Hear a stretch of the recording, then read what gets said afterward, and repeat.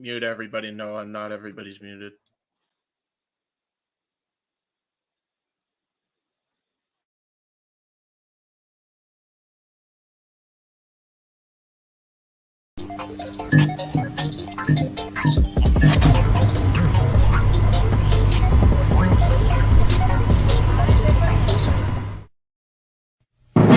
The Jeff Meacham Network's Multiverse of Media. For over 15 years, the recognized symbol of excellence and the standard bearer in coverage of sports and entertainment.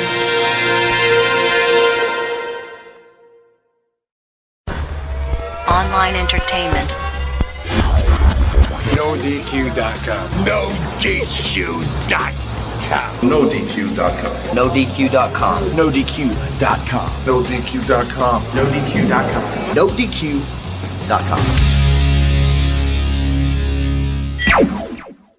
The people that know more about me know this. I am just a simple man and a lifelong fan of professional wrestling.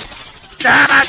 Whether it's the NoDQ Galaxy, the Jeff Meacham Network, the ATW Crew, Indie Force, or anything related to For the Win Productions, the gears of wrestling keep on turning, and we are here to give our thoughts, previews, and predictions.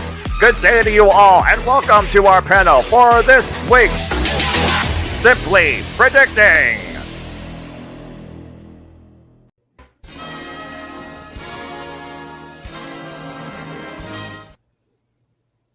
Where's Noah?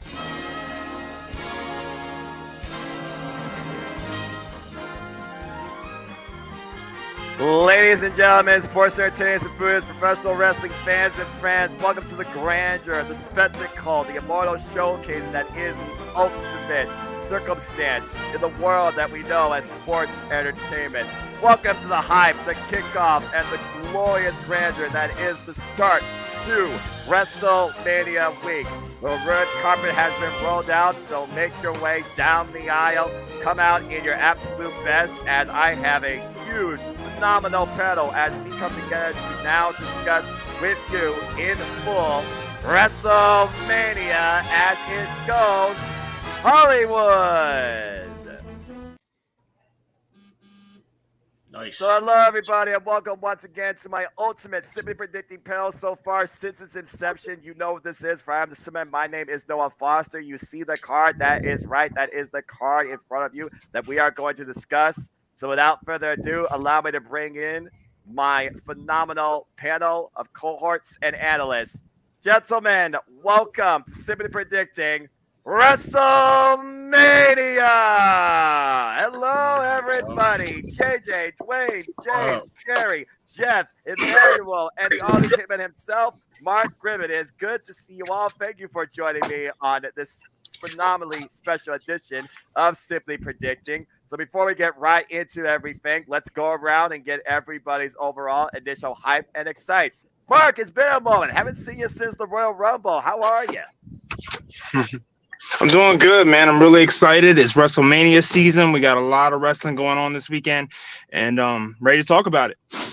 Simple as that. Manuel, again, you are the MVP when it comes to the Jeff Meacham Network Multiverse of Media support, not only in just absolutely engagement, but monetary.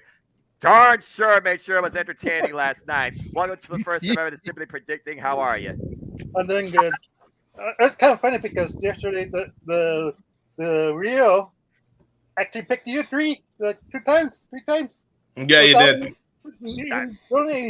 I still say one of those wedges was bigger than the other, but I'll leave it at that. Tim, good to see you. You may be a lone wolf, but you're rolling with a pack tonight discussing WrestleMania. How are you? Good, but the lone wolf is gonna be at the was it under the giant battle royal? So maybe he'll win the battle royal. Who knows? Oh, Jesus. I got thoughts on that, but I'll worry about that another day. In the center square, purely by coincidence, is probably the most wild and creative participant here, as always. Jerry with 1,000 names. Jerry KO. Zania, proud member of NoDQ. Jerry, how are you? Why do I gotta be Alice in this whole Brady Bunch shit? Here's Well, the well, story. no. Think of it Hollywood Square style, man. Say you are Square Whoopi Square is Goldberg. the best square. Oh, that's even better. Whoopi Goldberg. Thank you for that. You're welcome. All right. You're welcome. You God do damn. Godfrey. You could be Hey. Paul Lind. Could be even. I mean, Just saying. X gets the square. The Meanwhile, square. James I'd rather be in a Charles Nelson Riley position up here, but you know what? Whatever. There we Well, go. It's already Charles gone. Over. Yeah, there we go. There we go. There you No go. secret You square. happy? There we go. That'll work. All right, That'll work. I'm in the center of the madness, which makes sense. 'cause As you again, should I'm be. the host. That works. Thank you. You're welcome. James, you might as well be the Gilbert Godfrey at times. See, I should put you in the top right-hand corner, but how are you, sir? I'm doing great, Noah Foster. With a great team that is this WrestleMania, which used to be called the Colossal Tussle, or almost was called that, before cooler heads prevailed. All right, fair enough. There's your stand-up comedy act of the night, and now I'm going to break things as I normally do because this is officially the biggest panel I've ever done too. Let me go ahead and bring founder, leader, creator of Meltdown, Jeff Chadwick. Welcome to the family. How are you? We're not finishing in 2 hours. Oh my God! And he already created He black looked and classified immediately, himself as obsolete. He came in. He came in. Saw people went to hell with this. Bye. He pulled Grandpa Simpson, just like nope. Saw 9 other people, and he's like, I don't know about this. He went outside and he yelled at the clouds because of what happened. And we lost Jerry. Wait a minute. Okay, wait. He's out of here. I'm already center of attention enough as it is. Wait a minute. I don't like this shit. But that's okay. Where did Jerry go? I don't Jerry's know. Jerry's computer spazzed at the amount of people and technology involved in this. You got freaking device had a freaking heart attack. Speaking of which, Jeff, I mean, again, man, you have all the emotions galore with so much in store for you this week as you will be live, not just amongst WrestleMania, but so many other spectacles too. How are you, man? And welcome to the predicting, by the way. Yes, it's good to be here amongst my my trips to toss my cookies and because I've been sick. But you know what? I'm going to get it out of my system today because damn it, I am not missing a moment of this coming week. Again, last night was so much fun. I can't wait to get through tonight and officially talk about the card because now we have the card pretty much fleshed out. So I'm looking forward to it. Absolutely. Darn good stuff. And Jeff is figuring out stuff. You know, people, technical difficulties. And last but not least, proud friend and member of the NoDQ Galaxy, Dwayne Atkinson, who is hydrated, and you definitely will need to be for this one. Dwayne, how are you? It's the most wonderful time of the year. Very well said. Granted, Very well said. Granted, karaoke night was last night, so if you want to miss it, go back and watch Open Mic Night. But other than that, I'm freaking wonderful, man. It's WrestleMania week. It's time. Only 3 more days to work, and then I get the whole 5 days off. So nice.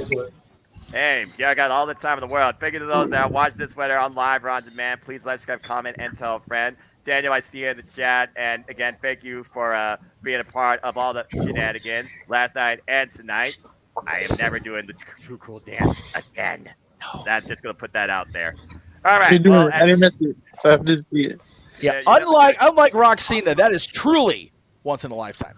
You're damn right. And this very well, the size of the panel very well might be too. So before we wait for Jeff to once again round out the full 10, a perfect 10 to say the least, we got a phenomenal 9. Without further ado, gentlemen, let's get right into it. So as I showed on the graphic, you see what's before you. Your eyes do not deceive you. Count if you must. 14 matches, allegedly, but 13 matches that we are discussing in this edition of Simply Predicting. Damn it. We have no idea what the card order is in full, but we do know a couple of things. We know what's going to culminate this 2-day spectacle, and we will see finally if we indeed finish the story. And okay, I'm just looking at that. And we will also see, of course, so many other hostile rivalries, long-term storytelling finally come to an end. This really feels like you're at the movie theater and you're looking at every trailer possible before you look at your feature presentation. That very well might be what happens tonight with these matches. So let's go ahead and kick things off with this, considering we can see him. But will we see him once become United States champion? Folks, your eyes do not deceive you. And get this. This is the match that kicks off the entire 2-day spectacle of WrestleMania. Austin Theory defends the United States Championship against the 16-time world champion and former United States champion himself, first ballot Hall of Famer. His name is John Cena. Now, well, Emmanuel already with his initial thought. All right. So again, Austin Theory, he's been boasting that he is the greatest United States champion of all time. He called out John Cena, even mocking him when it comes to submission finisher and also his open challenge. We've seen it recently send an example to John Cena at the expense of the Street Profits, both Montez Ford and, of course, Angelo Dawkins. But since winning this title back at Survivor Series War Games last year, it feels like it's in a new confident light for brash, arrogant Austin Theory. So that being said, I feel JJ is the most responsible one to start with this because he was the guy that first saw Austin Theory's talent before most people here. So JJ, you kick things off. Is it A-Town down, or is it John Cena show us once again that Austin Theory can't see me?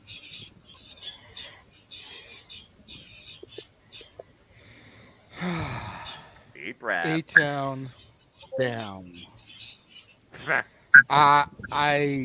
I love me some Theory. I've been a Theory fan since I first saw the kid. You know, at this point in his career, John Cena doesn't need to be winning the United States Championship. He needs to be coming back to put over the new breed. You know, while it would be kind of cool, considering the fact that John Cena kicked off WrestleMania 20 and defeated the Big Show for the United States title, to have him kick off WrestleMania 39 and defeat Theory for the U.S. title and be kind of nice little full circle moment for John. Where does it go from there? Theory needs to take this. He needs to retain, and it'll just keep his momentum propelling upwards. I still sometimes wonder what would have happened if he hadn't done that useless cash-in with the briefcase, because he could be U.S. champion, and we could still have that looming with the main event of WrestleMania being what it's supposed to be. But it is what it is. Simple as that. All right. So JJ believes that Austin Theory will surpass the 16-time world champion in what some people believe could be his second to last, not his last, WrestleMania. So with that being said, does anyone here have a actual rebuttal or counterpoint in you believe and predict that John Cena will win? Only if he wins by only if he wins by disqualification. Right. Yeah. But even then, Theory's leaving with the belt. And as no DQ protocol goes, it's all about who leads with the gold. So it looks like right now this match is unanimous. Something tells me that won't last. But all right, so everybody, including me, does believe that Austin Theory will retain the United States Championship. And I'll just put it out there. Austin Theory vs. Pat McAfee was a sleeper match for me at last year's WrestleMania. That was some really good stuff on both parts. Now, what we may initially think, why is this on the card? Oh, okay, you need filler. There might be more to this than meets the eye initially. And for this match, Dwayne, you will be the one that sells who you think will win and why this match is worth the weight that's being put in, literally. As we have a battle of human anomalies between the Beast Incarnate, Brock Lesnar, taking on the 7'3" Nigerian giant endorsed by one MVP, Omos. And this was literally simply made on an open challenge accepted on the VIP lounge. Business made. So that being said, let's go ahead and see what Dwayne has to say here. Dwayne, you're on point. Sell us and give us a pick. I think the bigger question here is, it ain't who's winning or losing. This is Brock staying or is Brock leaving? Because I think the outcome of that match is going to determine that anyway. I think personally, unless they're going to strap a rocket ship to Omos, I don't see him winning this match, period. He made quite a made man yet, but win or lose, he's having a match with Brock Lesnar at WrestleMania. He's going to be a made man, win or lose. Fitting thing, Brock's going to win. He's going to make him look good in defeat. End of story. All right. So again, don't bet against the Beast Incarnate. It's one of those golden rules of WWE. So that being said, does anyone want to pull a Hail Mary and believe that Omos has a chance in winning? Yeah, has his hand up. No, okay. Others do too. So please, yeah. I mean, I have learned never to assume anything. I think that this will be the match that surprises us throughout the course of the weekend, and I think it'll be way less. I want to say it'll be way better, but that's a pretty strong word, even with what I'm saying. I don't think it's going to be near as bad as people think it's going to be. What I think it's going to be is I think it's going to be a squash, and then Lesnar's going to say he's not done. He wants to fight somebody else, and then sure enough, we get Lashley versus Lesnar again, which would be right in there. Well, yeah, because if they've not got Bray locked down because of whatever's going on, then that'd be a great way to go. Okay, we're sorry. Here's what you really wanted anyway. Just out of nowhere, Omos tries to attack Lesnar, F5, and then Lesnar's pretty much all pumped up, and Lashley comes out and challenges him right then and there. I'm here for that. We had Manuel next, and then we'll go to JJ. Yep, Manuel, go ahead, my friend. What's your thoughts on this? Yeah, I think Omos needs to win this badly. I mean, where do you go from here if he loses against Lesnar? Lesnar doesn't benefit anything. Catering. Put Brock Lesnar and catering in the same sentence. See if you live to tell the day. Oh, I'm talking about Omos. Yeah, right. Omos is probably killing catering. What's the budget on that? Oh, jeez. All right. Who's? That's Tim. Tim has his hand up, so he can go ahead and give a point real quick. No, I'm just hearing heavy ass breathing. Who's breathing? So am I. I think it might be Jeff. Not Darth Vader. Yep, it's Jeff. Oh, okay. Anyway, go ahead, Tim. Oh, it's all that smoking. You need to stop that smoking. Is the ring big enough? Is the ring strong enough for these two people? I'm sure they'll have it reinforced. I mean, it's not like we'll see a superplex spot. Oh, Lord, if they do that. Oh, my God.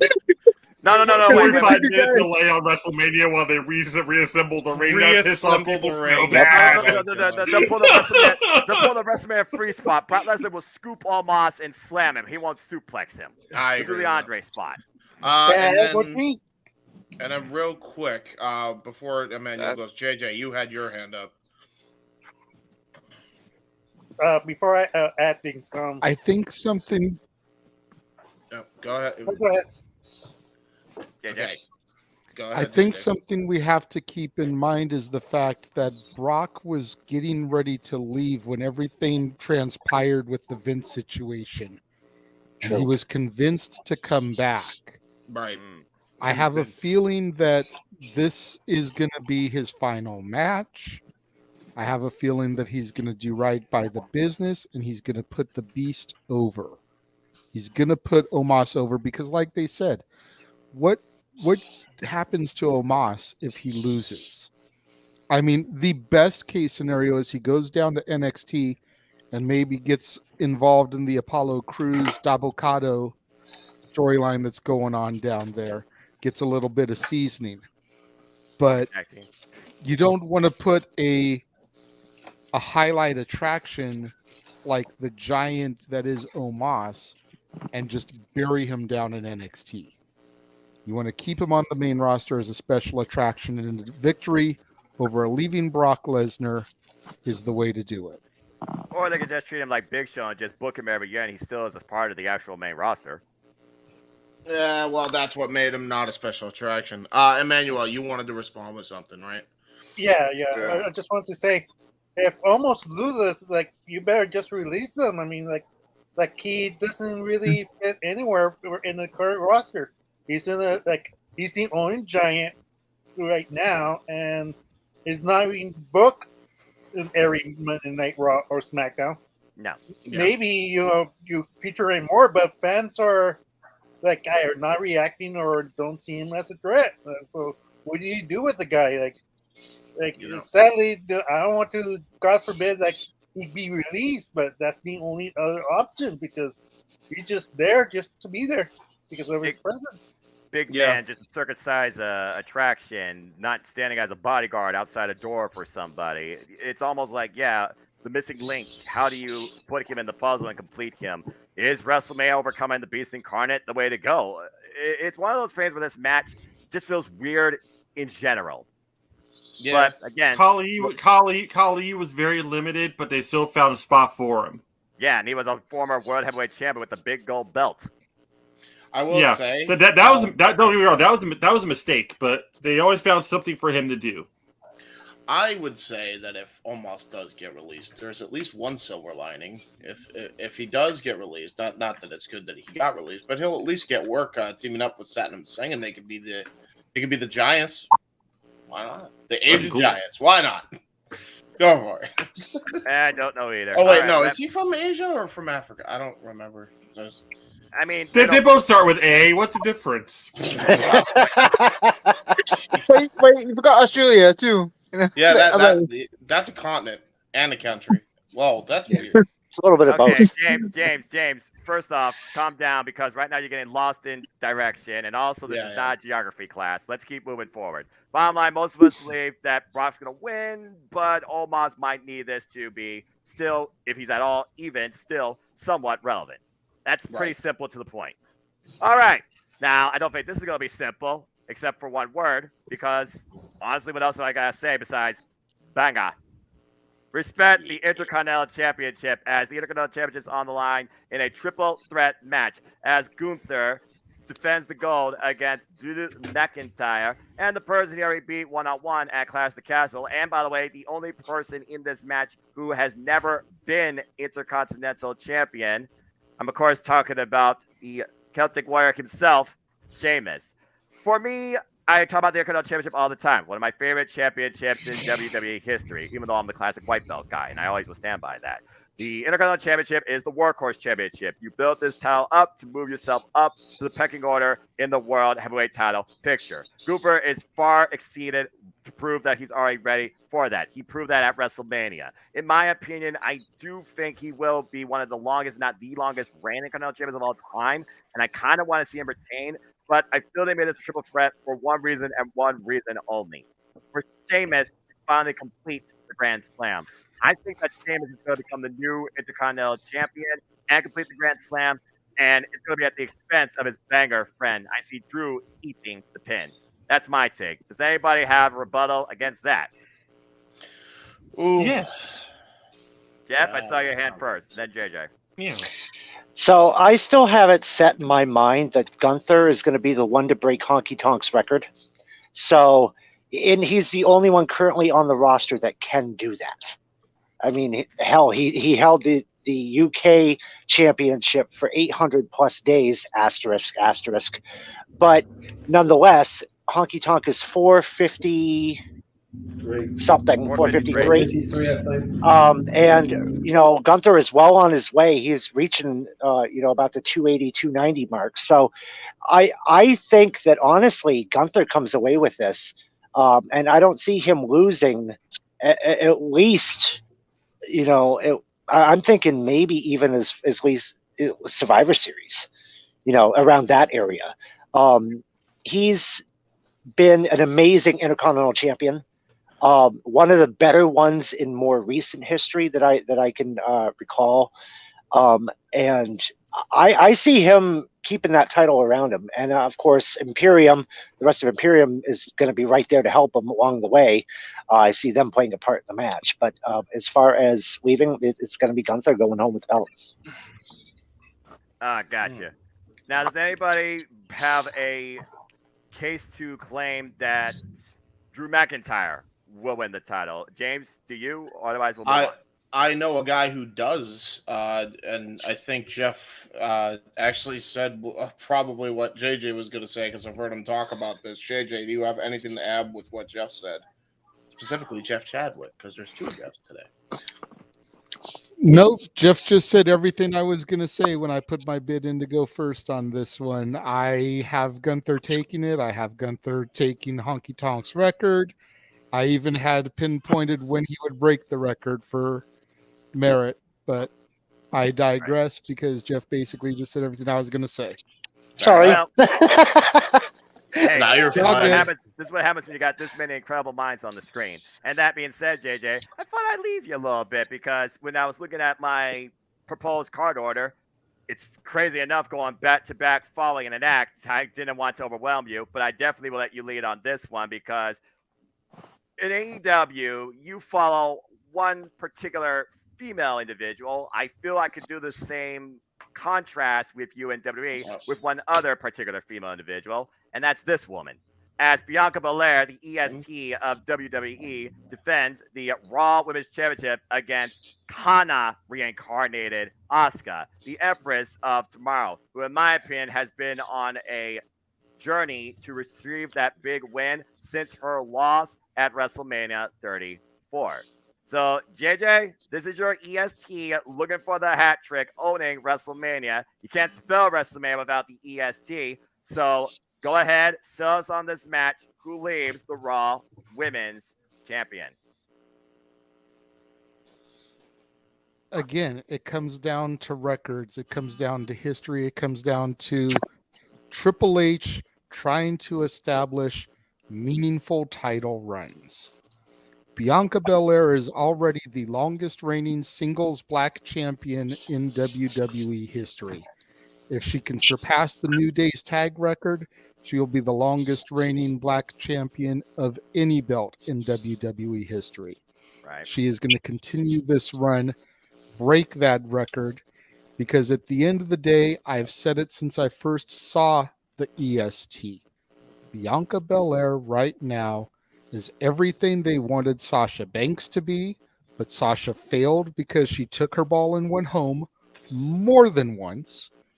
Bianca Belair is the female John Cena. She legitimately has little girls coming up to shows dressed like her. She is the real deal and will be the face of the women's division for years to come. She's going to hold the strap, break the New Day's tag record, be the longest reigning black champion in WWE history. Period. Y'all want to call Charlotte the Queen? I don't think so. We got a rebuttal. Right. We got a rebuttal. Go ahead with your rebuttal. I think it's Asuka's time to reign. I mean, they invested a lot of time to bring a new character out of Asuka. Kana, like it's an interesting, refreshing new, way because as right now, like we know as her as a heel, and right now, like no offense to Bianca, she's been carrying the women's division for a long time, but I think fans are ready to move on and ready to see a new champion. Like it's a good run, but I think Bianca. Like it's more compelling to chase the title than being the champion. But that's my opinion. That's my sister's opinion because we're both Asuka fans, and that's I won't just bring something back and a new look and just for up their bell. Like I don't see it happening. All right. Fair enough. And Jeff, you may go ahead. As Sean asked the question, who Different Jeff this time. Jeff Meacham. Yes. Who dethrones Bianca? Go ahead, Jeff. My only concern with Asuka losing is where do they go with her now? And I bring that up because there's chatter in the dirt sheets, wink wink, if you will, that Kyrie is open to returning to WWE now that she's a free agent again. So the only saving grace I would see for Asuka if she loses to Bianca Belair here is if they reunite the Kabuki Warriors and actually have a legitimate, tag team in the women's tag team division. Just spitballing. Why not, right? I mean, it's a crazy idea, but you're not wrong. Hey, Meacham, I'll go one up further. Have Damage Control break up. Have Io Shirai join up, and then they're the complete Sky Pirates team. Jerry, do me a favor, get out of my head. I didn't tell you were allowed in there. Shame on you. Trust me, that's a scary place. Scary place. Yeah, do not go up there unless you get permission because you will get lost. It's a scary place to be. No trust. But man, Yeah, for real. If Asuka does not come out of this as women's champion, and I'm not saying she should, I still think Bianca should retain. I think JJ's point is exactly that. On point every step of the way for Bianca's destiny here. They have to do something with Asuka soon. They've rebranded her. They've brought the Kana out of her. Now they have to do something significant or they're going to lose every bit of equity they have in that superstar. Yep, exactly. Tim, you had your hand up. Here's my question Hold as on. far. Let JJ Go ahead, JJ. Go ahead, JJ. James, calm down, brother. I know you're half awake. Here, I just saw his hand up. I felt bad. It's good. I just wanted to. Go ahead, JJ, and then I just wanted to bounce back off of what both Emmanuel and Jeff are talking about here, because like while I do enjoy Asuka and I like this new evolution, the leveling up, if you will, of her return to the Kana character, where do you go from there if she does dethrone Bianca? You know, I don't see any ready-made feuds for her. You know, is she going to end up just being a transitional champion and losing it after a month, maybe two? Right. And just pass the hot potato around to the next female? Right. You know, I think there's still money in, and this is going to, I believe it's Sean's comment in the chat, who dethrones Bianca. Yeah. I think it goes to Raquel. Yeah. Pound for pound, Raquel is the next strongest person on the roster that can give Bianca a run for her money. That's who I think eventually dethrones her. Yeah. When is it? Money in the Bank briefcase is just a couple of months away. Just saying. It's a fair point because you gotta consider whoever gets the Money in the Bank briefcase can definitely guarantee themselves maybe a opportunity, not only opportunity, but actually more often it has crowned a new champion. But again, we will see if the EST is ready for Asuka, aka Kana, and I feel that Kana is going to show us something that Bianca Belair is unaware of, and that could be the difference maker. All right. Good chat all around. Let's keep moving this thing forward as we go. Oh, good Lord Almighty. Yeah. All right.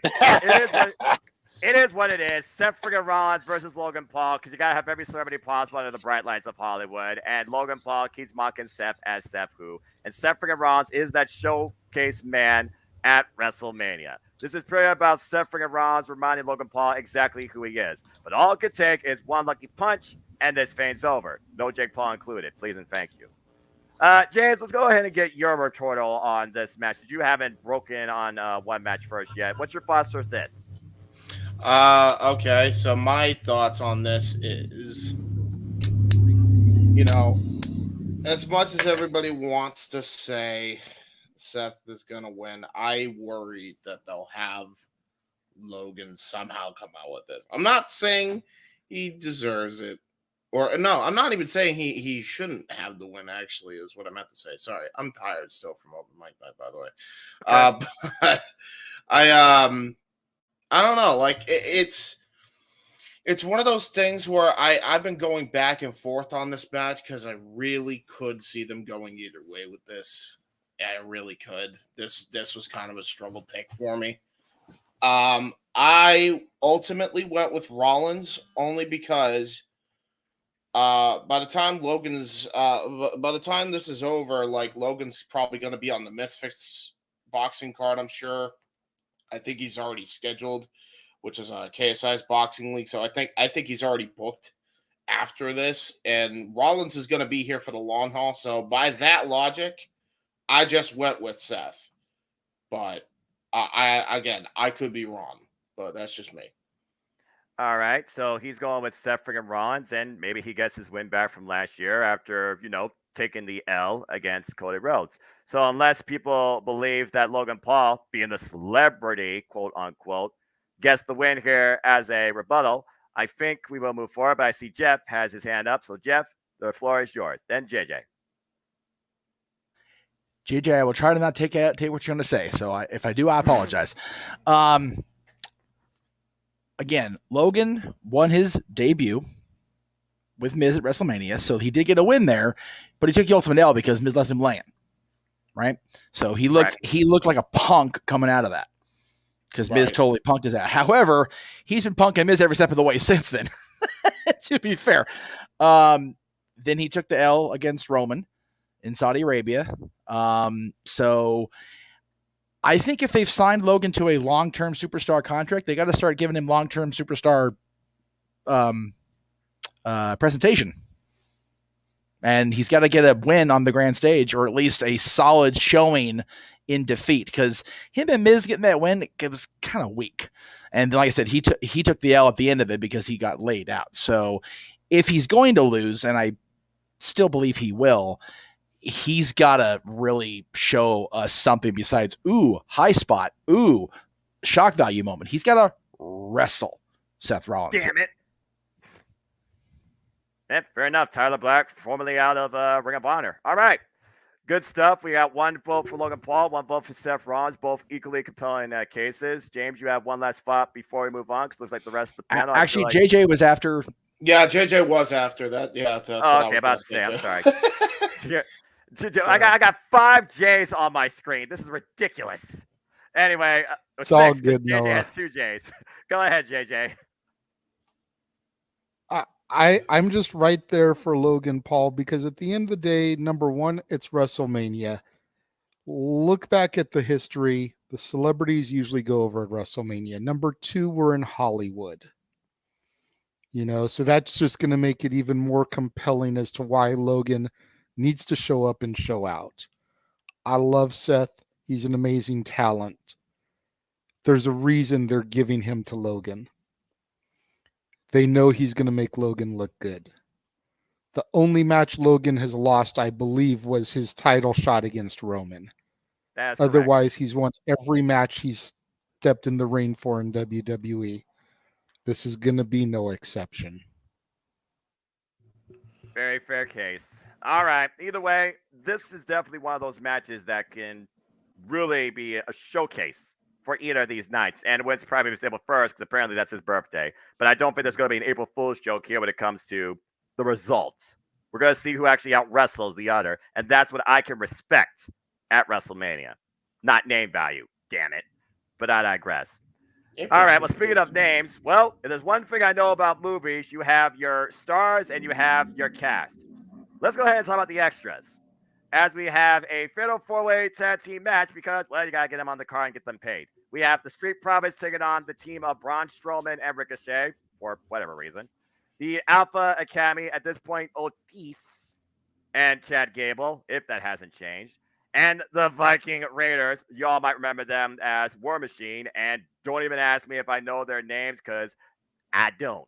Eric and that being said, Tim, you were the one that wanted to lead this match, so the floor is yours. Go ahead and talk about this and pick a winner, and then we'll see if someone has a rebuttal. Tim, go ahead. I think they're like, out of all these teams, I think Ricochet and Braun Strowman and Montez Ford and Angel Dawkins are the best teams, because, first of all, Otis is with, Maximum Models. He's more focused on Alpha Academy with Maximum Models.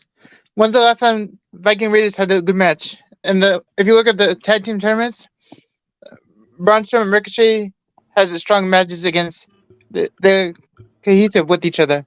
So I think my pick for this whole match is Ricochet and Braun Strowman, underdogs, and win the whole thing.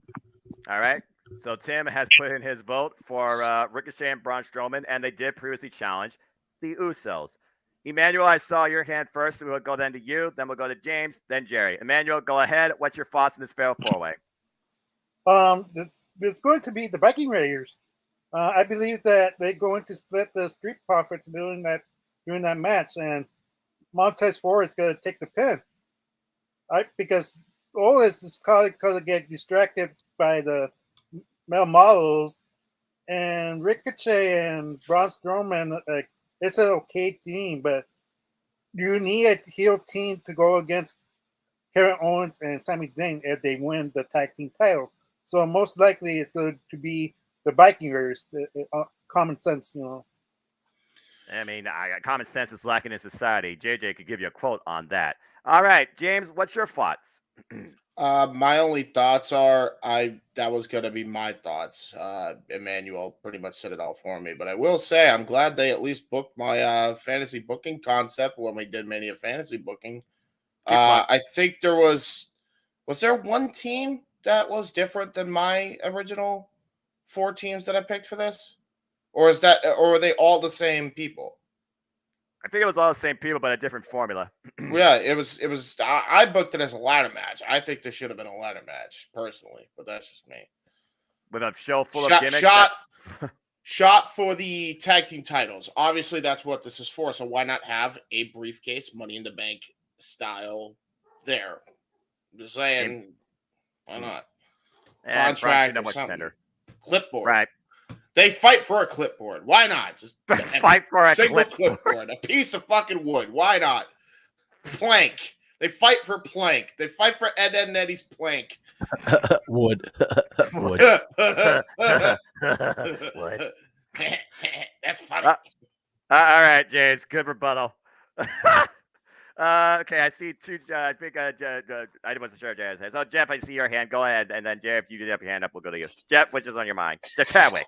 I personally think that the team out of any of these 4 that needs this win right now is the Street Profits, and here's why. Both Montez and Angelo recently took losses in singles matches. Right. And lately they haven't been very successful if you look over the last, I don't know, maybe month and a half. Yeah, right. I think this is where the team really shines. And it's been a while since we've seen them with titles. So I think that they're the ones to really watch in this match. And I believe that they're the ones that's going to come out because they need this win. I mean, if they don't get this win, where do the Street Profits go from there? I mean, this is pretty much do or die for the team. And so I've got my, not really money, but my monopoly money, so to speak, on the Street Profits. Gotcha. You want the smoke. And I still think that Montez Ford is on his way to a singles run, but considering how over Street Profits are, Red Solo Cup gimmick aside, I'm kind of with you. I feel the Street Profits deserve the win here. Again, when I did fantasy booking, I thought Montez Ford was going to face the Miz one-on-one in a must-see attraction. Instead, Miz is the host, whatever the hell that means. Ford's suit changes. Good for you in Hollywood.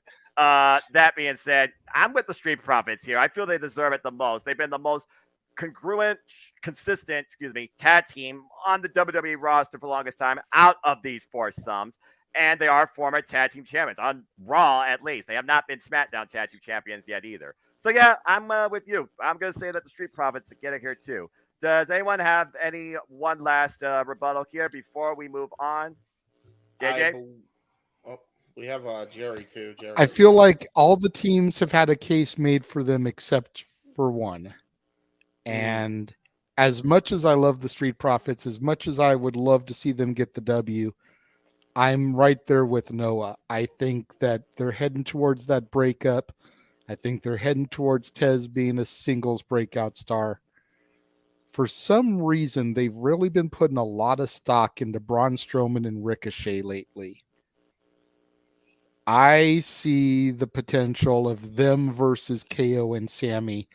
If, in fact, KO and Sammy do walk out with the tag straps, which we'll get there, pretty certain they will, but then you've got the power guy and the flyer against the power guy and the flyer.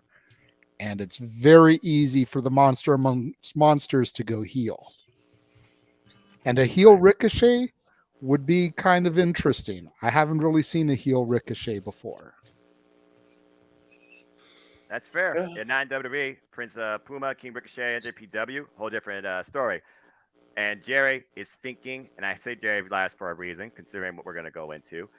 Jerry, what's your thoughts on this four-way dance?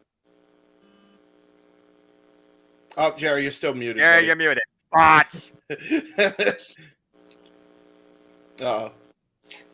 What are you doing? We're live, pal. Stop miming. Okay. There we go. Are you still muted? Okay, I'm now. It says I'm now unmuted. Thank you, Noah, for unmuting my microphone. You're That's welcome. really weird. Okay, go ahead. Anyhow, I'm going back to one of my old fantasy bookings, and I think the Street Profits are going to win, and MVP is going to help, and that's going to start up the new Hurt business. I think the losing streak that they're kind of going on at this point is going to drive them to find a new manager, and that MVP is going to be the one that helps do that. And if you think about it, like if for some reason the bloodline does disintegrate in this one, like at this pay-per-view or along these lines, you're going to need another heel faction and a rebooted Hurt business which also features probably Carmelo Hayes after he makes his debut would be a great way to start. All right. Again, and Carmelo Hayes' future also up in the air. We'll see who stands and delivers, and then we'll see who misses and who actually hits the shot. Either way, this will be a fun four-way dance, and someone's going to receive a nice winner's purse while everyone else got a participation award. Impromptu number contender tag team title match. We'll see. All right, good stuff. Well, Jared, you're going to stay unmuted because you put in your bid to open this one, and Jeff's going to really be listening to you on this because in my card setup, this is my night one main event. The SmackDown Women's Championship is on the line as this year's Royal Rumble winner of the Judgment Day, Rhea Ripley, looks to finally get back that win from WrestleMania 36 against the Queen herself for the SmackDown Women's Championship, Charlotte Flair. We've seen how far both these two have come. We've seen the rebuttal to each other. We'll see who is the stronger character, who is the stronger wrestler, and who deserves it more. So, Jerry, you are on point to sell us this match and the winner. And then I'm going to Jeff probably immediately because I know his hand and he will be listening. Jerry, go ahead. Who you got leaving with the SmackDown Women's Championship? I was coming into this with Rhea Ripley in mind because she put on such a great showing with their last match for the NXT Championship and came up short in that in front of absolutely nobody. Right. And that was like that was heartbreaking enough. The fact that she lost and the fact that there was like no crowd at all, that just sucked even more. But I think at this point, I'm not sure what they're trying to do with Charlotte. I know she was trying to come off as a face the other night, and that failed. And then so she reverted almost back to like heel talk, which I don't know. But at the same time, I'm really, really conflicted about this match because on one hand, Rhea winning the belt and being the only member of Judgment Day with a title is going to look kind of weird to me. Not weird the chauvinistic way, just weird as it's not really that natural. I don't really see her as the leader of the group. And the fact that like Finn Balor or Damian Priest wouldn't have a title around them at that point, it just doesn't sit right with me. So, as much as it pains me to do it, I'm actually going to go with Charlotte winning this by hook or by crook. So, I'm going to go Charlotte Flair for the win. Woo! That's my rebuttal. There you go. This is coming from, a guy that pretty much worshipped Rhea Ripley during her NXT run. Okay, so for me to say that she's going to lose is a punch in the gut, but at the same time, it's a logical punch in the gut. How often can you put WWE and logic in the same sentence, though? Dwayne, we're going to go to you first, and then that's also Vince McMahon logic. We're talking about Triple H logic. Oh, that's true. We don't know who's fully booking this. Wink, wink. Wink, wink. Yeah. Fair enough. Very good. Jerry, hell of an opening case. Dwayne, you're on point. What's your thoughts towards that? I saw your reaction when he said that. For what it's worth, can you hear me, by the way? Yeah, we can hear you. This is one match that I'm not going to be upset who wins and who loses. However, I've already been predicting Rhea to win this one. I think what we're going to finally get, excuse me, Bianca's going to retain. We're finally going to get that showdown between her and Charlotte that everybody's wanting to see. So I've already been picking it. It's Rhea's time. She has really reinvented herself over the years, and Charlotte's probably the one big win that she needs right now to just really set her off. Yep. That's a fair point. All right, Jeff. What's your thoughts regarding that or either case? I mean, if Charlotte loses, can we see her maybe go to Raw and challenge Belair or Asuka, who, well, she beat Asuka before? Or counterpoint, if Rhea wins, then she goes to SmackDown and maybe resets the entire SmackDown women's division. Jeff Chadwick, what's your thoughts? Well, I think personally, Rhea needs this win because of that loss. I just that she has not gotten over that loss. She needs to prove to not only herself but to everybody out there that she can beat Charlotte. And I think that come WrestleMania, Rhea is going to do just that. And I can see Charlotte versus Belair. And I think Charlotte losing the title and then getting a shot at Belair and possibly winning that one. Somebody had made a comment about it up on that you posted to get her count up. She is the one that's going to be her father's number. I mean, we've already figured that much out. Very much. It's just a matter of when. But how much longer does Charlotte Flair have? That's the question right now. She's been in this for quite a while. She's probably got maybe another year or two in her prime to go. So it all depends on when she's going to take that title and how quickly they have her get that count up. But no, I agree that Ripley's going to leave with the belt because revenge is a dish best served cold. Very nice. I'm torn on this too. Again, Rhea Ripley, she has been consistently improving and becoming a mainstay in her own way in WWE. Charlotte Flair came back from injury, pinned Ronda Rousey immediately. Okay, that's a thing. It's one of those things where I feel like Rhea Ripley right now, she doesn't need to be part of the Judgment Day. She can either lead someone on her own or go her own way. And the SmackDown Women's Championship is a gateway to that. So why Charlotte Flair is Charlotte Flair, I feel that Rhea Ripley needs to bring her brutality to the blue brand and reset the women's division there. I'm actually going with Rhea Ripley for the win, but you all made very compelling cases on both halves. This is one of those matches, again, that could go either way. I just hope it does not end the same way as the SmackDown Women's Championship match last year, where it was ref bump, big boot, roll up, the queen wins. We do not need that again. But good stuff, everybody. All right. As we keep going from there and we close out what is night one, we're going to... What's up, JJ? I saw you. I had one quick thing I wanted Dwayne to say. was raising his hand. Oh, thank you for that. I think with Truly, another thing, this is another accolade that probably nobody's thought about. If Rhea Ripley wins she's going to be the ultimate grand champion because she's won NXT Tag Team, Raw, the UK Women's title. So what else is there to win besides the SmackDown title? Nothing. Yeah. So it just completes. It completes. Well, I mean, Charlotte Flair, she's accoladed enough in my opinion. So, yeah, again, it just feels like more and more and more there's reasons for Rhea Ripley to win or deserve to win over the Queen. Somebody has to humble the Queen at some point, right? What do you mean, no? All hail, bow down, no humbling, forever champion. Woo! No. For real though, I think Rhea's gonna win too. I really do. There you go. I mean, I just got a funny feeling. I'm happy either way because I know people don't like Charlotte, and that's what makes me like it even more. So I'm good either way. Yeah. All right. Hey, fair enough. It's going to be a heck of a moment to close out night one. And again, as she should, because she's the Royal Rumble winner. Damn it. But I digress. All right. Good stuff for night one talk. Let's go ahead and move to the impromptu night two. And boy, if this opens the night, there's going to be people with this constantly on their mind until the close of the night. Let's just get right into it, folks.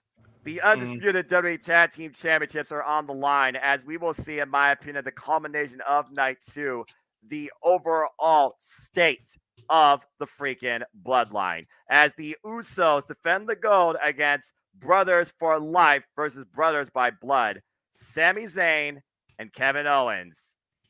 Okay. Well, the person that wanted to go first on this having technical difficulties. Yeah, So I'll be real. I'm trying to get him back in. He is so frustrated because it keeps booting him. I guess he's been having problems. technology could be a mugger bucker. So I'm trying. I'm trying to convince him to appreciate come back, it, James. but It's I okay. I don't blame him. I mean, again, people have such a short sense of the pace with this type of stuff, and it is a normal to happen. So while you work on that, keep me posted. That being said, JJ, why don't you go ahead and kick this thing off? All right. All right. I think at the end of the day, everybody here will need to take this match. The question is, and reroll. If the question is how.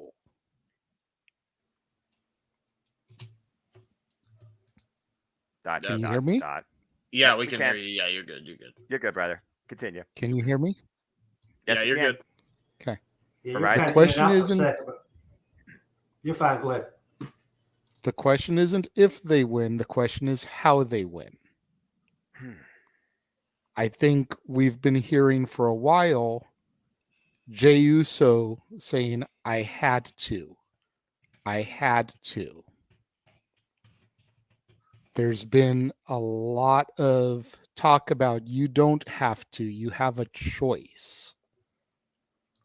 Jay's going to make his final choice at Mania. Jay's going to finally turn on the bloodline and his brother, allowing KO and Sammy to get the victory. Hey, man, I'm glad you said it before me. I have nothing left to say. Thank you, JJ. That was the one sentence I was waiting to hear out of somebody when it came to me figuring about, again, what is the story of night 2. Finish the story. The implies the individual, not the only individual. Well said, JJ. Does anybody have a rebuttal regarding that? I have 0. Oh, we have Emmanuel. Emmanuel's here. Here we go. You have to do something. Go ahead, Emmanuel. I agree that, about all that. It's just that I want Sammy to pin Jay. 1, 2, 3. That, like, this is a Holubic, and the result, it makes him snap to reality that the bloodline is coming, and that makes him realize maybe it's not too late to change my narrative, and that's what that begins the breakup. But that's my only opinion to add to the end of the match. That's a fair additional opinion. I mean, again, based on the result, could Roman go savage, or will the wise men keep the tribal chief cool-headed and focus on the task at hand and send the Usos off? Again, this could literally be the story of the night, backstage and more. James, what you got? I just want to read the general's tweet, quote here because he's having technical difficulties, and this will be the last we hear of Jerry Slaughter because he doesn't want to rip his fucking afro out for the technology issues. So he says to me on Facebook Messenger, and I quote, I wanted this to be the ladder match we deserve. A ladder warfare, much like Steen / Generico and the Briscoes. It just would feel appropriate with the protagonist connection to Jay Briscoe. But even if we aren't getting that, we will still see Zayn and Owens win for the feel-good moment. That'll only rattle Reigns more in his title defense and show weakness in his armor. So that is Jerry Slaughter's thoughts on night 1. Unfortunately, we will not hear about night 2. But that's what Jerry had to say about that one. Well, God bless the general in general. I look forward to seeing him back on this platform too. Please stay cool-headed. JJ, you have one last thought before we move forward? Yeah, the only way that I could see Jay not turning here at this match is if we build to Jimmy, Jay, and Solo, or Jimmy, Jay, and Roman versus Cody, Owens, and Sammy at Backlash. And then have him make the final turn at Backlash. Backlash being the true reset versus WrestleMania. Backlash being the final act, the final note, if you will. That would be very Backlash. That would be very Backlash. Yeah, imagine that. An actual name of theme of a show actually implying what you can look forward to on the card. Imagine that crazy concept. I'm just saying. Tim, I see your hand up. You can go ahead while this gentleman here says, how is this match not close out night one? Best storyline WWE? We will get a rebuttal regarding that here shortly, but I will say this, politics. But Tim, go ahead and say something. I think my only thought, if Usos lose, I think I could see Jey Uso versus Roman Reigns at SummerSlam versus each other, brother versus brother. So, and see Tokyo join the bloodline and help maybe interfere in the match. So, all right, the last man standing of the bloodline maybe for Sikoa. Ooh. Well, again, Solo Sikoa right now, it's already like he's being set up to carry the bloodline story, or himself. As Cody Rhodes has been saying the same sentence, "You're not ready," and he's facing him one-on-one on the go-home Raw into WrestleMania. Jeff Meacham, did you have something to say regarding that comment or what's been said so far before we move on? Please go ahead. So the reason it shouldn't close night one and should open night two, if you have been following the Renegade over the last month or so, Jay, maybe a little bit more. Yeah. It's one of those, it just makes sense. Rhea Ripley won the Royal Rumble. She should be main eventing one of the nights. You have Charlotte and Rhea close. And then the reason you have the Bloodline open night two is the same reason you have the Bloodline close night two. They are the story. They are the biggest thing in WWE. You put your biggest story on your biggest night. Whether anybody competing on night one wants to admit it, night two is the dance. Period, end of sentence. And if you have that final day of your WrestleMania memories, including mine, because I'm going to be there amongst the 70,000 of them, is the Bloodline encapsulating your day. That's what Vince wanted to sell when this shit started back at Payback 2020. That's what Hunter's wanting to sell now. It is, as the host says, simple as that. There you go. And for the record, Jeff, I've been saying it ever since the Rumble. So a little longer than Jeff was first implying. And again, the only thing we know that's absolutely official, according to Adam Pearce and WWE, Logan Paul and Seth Rollins takes place night one. Charlotte Flair and Rhea Ripley will take place night one, but there still is a counterbalance of the tag team title should be the main event. That nothing's been made official as far as the closer of night one yet. We're just speculating at this point, Rat Nick. But again, in context, Royal Rumble winner is WrestleMania main event. End of sentence. And even if you don't subscribe to that theory, which is fine, the Royal Rumble winner has always been in the Showcase Championship match at a WrestleMania. If you have the tag titles main event, that's not the Showcase title match. That's just, second to last, penultimate, whatever you want to call it. It's not the Showcase title match at night of WrestleMania. So if the girls aren't opening, they need to close. And we know they're not opening because John's opening with Austin Theory. Yep. Because John Cena's getting the hell out of California before the traffic gets bad. John Cena's the smartest goddamn man in the industry. Hey, bye. I'm out of here. You see me? Now you can't see me. Exactly. All right. There you go. All right. Okay. Well, I know what we will see, which will be pleasing. And again, it's really all they have for them, which is kind of sad. But hey, it's something, right? James, it's not Mateo Bakova, but I know you'll have something to say about this. Let's open up with this. As we have a four-way showcase for the women. As we have four makeshift teams. Well, I guess technically 3 and 1 that's been kind of a team for the longest time. Oh, my God. Thank God they finally put Ronda and Shayna together. And they are facing Natalya and Shotzi, Raquel Rodriguez, and Liv Morgan, and team yet to be determined. It would not surprise me, though, if it's either Piper Niven or Carmella, if she's clear, and the Karen now of WWE, the hot mess, Chelsea Green. All right, that has not been made official yet, but stay tuned, folks, for the Go Home Raw. Guarantee you it will be. But, James, why don't you go ahead and talk about this four-way dance? Who you got winning out of it? What can you see coming out of it?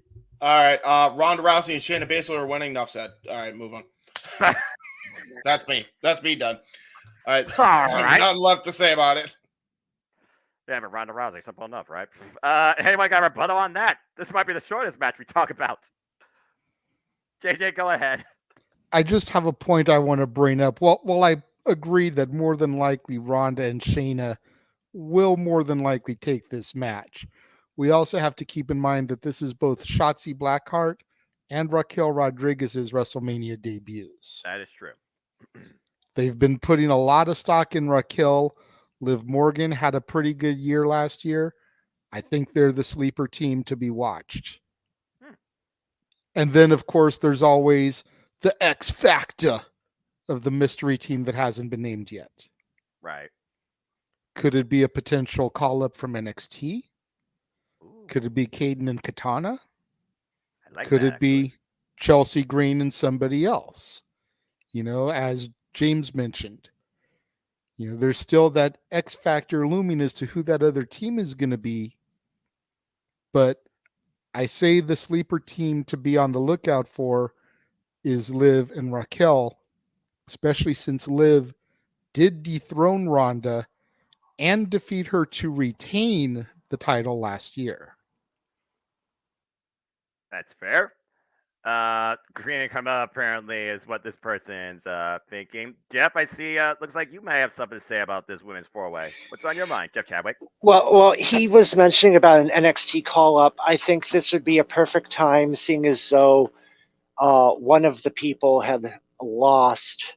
Well, sort of, if you want to call it that. This would be a perfect time to have two people who have teamed up in the past on NXT team up again on the main roster. I'm talking Candice LeRae and Indy Hartwell. I think that team would be perfect because we haven't seen them team for a while, obviously, since the way parted ways, no pun intended. I'm sure but not. But I think that would be a great fourth team. I mean, I'm okay with Katana and Caden. Trust me, I'm okay with the CNC Music Factory. They're okay with me. But I personally would love to see Candice and Indy as the fourth team. Indy Hartwell will be involved at Stand Deliver, and based on the result of that, I did say she's the longest tenured of the NXT women's roster in its three-brand inception. So I could definitely see that too. Tim, in portrait mode, go ahead. You may speak. I think the only one that I agree with JJ. I think the only one that should be there if Ronda and Thing don't win, I think it should be Raquel and Liv because they're the underdogs. What happens in the regular sports? The underdog always come from behind. So I think they're the team to come from behind and win. The Raquel and Liv. So. Well, they definitely are the SmackDown favorites to say the least. Candice and Mia, that's another shout out. Mia Yim Meacham, not involved in WrestleMania at all, has come to Candice LeRae's aid against Piper Niven. There's also Nikki Cross, we talked about, I had no friends. And maybe Nikki Cross and Candice LeRae as a tag team waiting to form as well. And she's nowhere to be seen. So, again, how do you put everybody on the card? Emmanuel? Yeah, I hope to see, I'm not sure about the status, to be honest. It would be awesome to see the Iconics come back. Don't do that. Don't do that to me. Don't do that to me. What? It would be like they'd be like the Hardys, like be a surprise team that in the ladder match that no one would expect. That's a WrestleMania moment. Really? It's so unexpected, and nobody's reporting on them, and they haven't been the same since they broke up. That's just my opinion. It's a fair take, Jeff. I saw your reaction to that, and to be fair, Emmanuel, congratulations, Cassie Lee. She's now a mother, so I feel the Iconics, the inspiration, the only real women's tag team I've seen in WWE history. Thank you and good night. Have pretty much retired, and I stand by that. Still, WrestleMania 35, my biggest moment, the Iconics winning. But hey, I appreciate you being a fan of the Iconics. And Alexa Bliss, by the way, congrats on your performance on the Masked Singer. She right now is doing her own thing and recovering, thankfully, for what could have been skin cancer. Watch out when you tan in bed, folks. Hi, Ryan Nemeth. That being said, again, it's one of those fans where like, I just don't know. Dwayne, I see that. Don't you shush. Why does everyone gotta be hating on the Iconics? Seriously. It's booking that booked them into oblivion. Anyway, Jeff, you have something to say? Jeff Meacham? So yeah, first of all, Cassie is very happily retired. Her and Sean are doing the parent thing right now. You notice you haven't seen Sean on TV in quite a bit either. Right. As far as Alexa, she is recovering from the skin cell I don't know how to say the word. Forgive me, carcinoma. Forgive me. Carcinoma. So she's not as unlikely, and Nikki not having friends doesn't mean she won't always not have friends. Mm-hmm. Former tag team champions twice over, including a win at WrestleMania. Pandemic WrestleMania, I grant you, but her and Nikki and Alexa became tag team champions over the aforementioned Kabuki Warriors. So if Alexa's TV ready by Mania, I mean, granted, it's 6 days, but don't be surprised. Yeah. Dwayne, I saw you doing this. You must be thinking 2 and 2 like Chuck Woolery. So unless you're trying to connect 2 women together in a tag team, Dwayne, do you have some rebuttal before we move on? No, he was just doing this. He is not a crook. All right. Okay. Let's not get political here, all right? Let's get personal. And Jeff Chadwick, you wanted to open this off and talk about picking a personal match to talk about. How far do you instigate your own father to put your hands on you? What does it take for a father to fight their own son? You confront his wife and you confront your own mother. I'm going to tell you all right now before I even put up this graphic. My mom is one mean-ass, short, little Italian-German woman that will kick anybody's ass that looks at me the wrong way. You don't mess with a woman, period. And you damn sure don't mess with Rey Mysterio's wife. It finally happens. Rey Mysterio goes one-on-one against his son, Dominic Mysterio.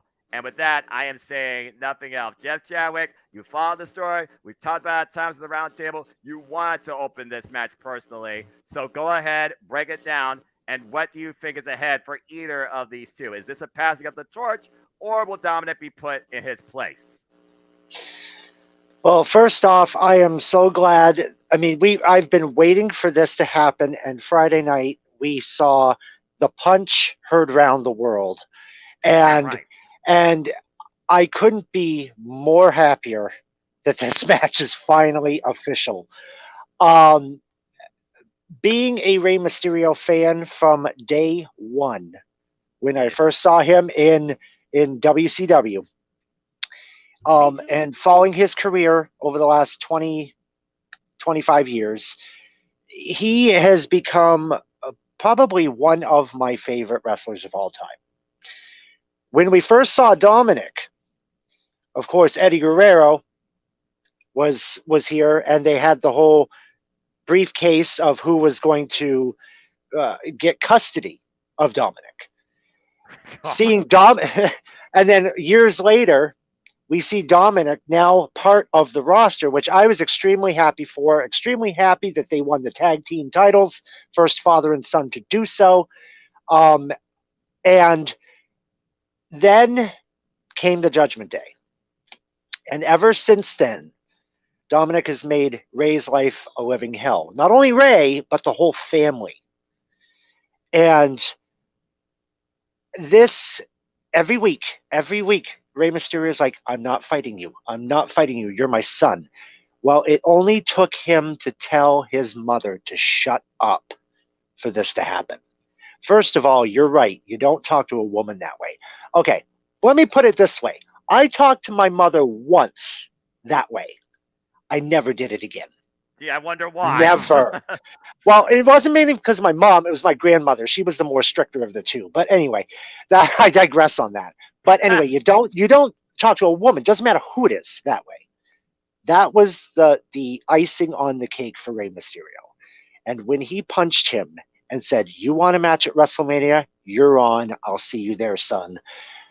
I was so ecstatic. I mean, the crowd. Did you hear the crowd? What's that? Dude? I have not heard a SmackDown or a Raw crowd that loud for a match being made in I don't know how long. And with the fact we have Hall of Fame coming up right after SmackDown, damn well Dominic is going to play a part in Rey Mysterio getting into the Hall of Fame. Not a good one. Coming. A receipt's Yeah, coming. right. So something's going to happen. Unfortunately, I think this is where the torch is going to be passed. I see Dominic coming out on top on this one, and here's why. Rey is hanging it up. Who better to continue his legacy, whether face or heel, than his son? This is where that torch is being passed. I know that Judgment Day is going to have a part in this.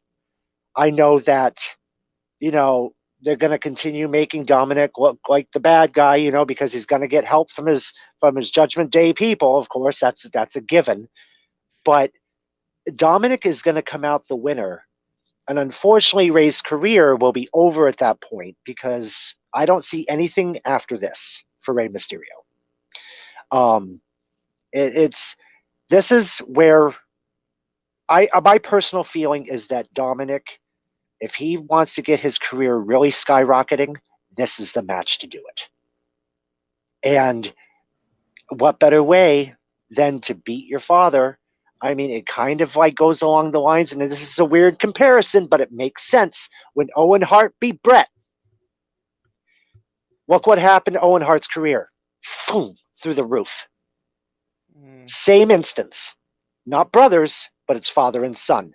This is where I see Dominic shining. The best match that I think he's had in his career thus far is going to be at WrestleMania with a defeat over his father.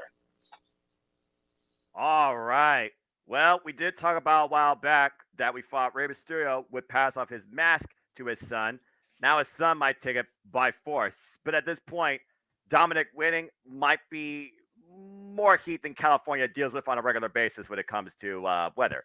That being said, Dwayne, I saw your hand up first, so you may go next. Then we will go to James, then JJ, then Tim, in that order. Dwayne, go. Oh. I think Emmanuel had his up first, but go ahead. It's all good. To talk. You like Doctor the Judgment Day.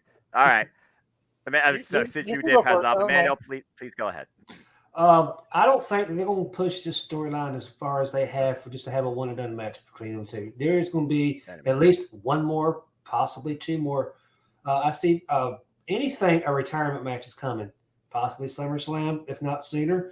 The way I see it, though, Rey's taking this match. Number one, but when Dom shows up at the Hall of Fame and ruin his moment, that's going to be the biggest mistake coming is losing to him at WrestleMania.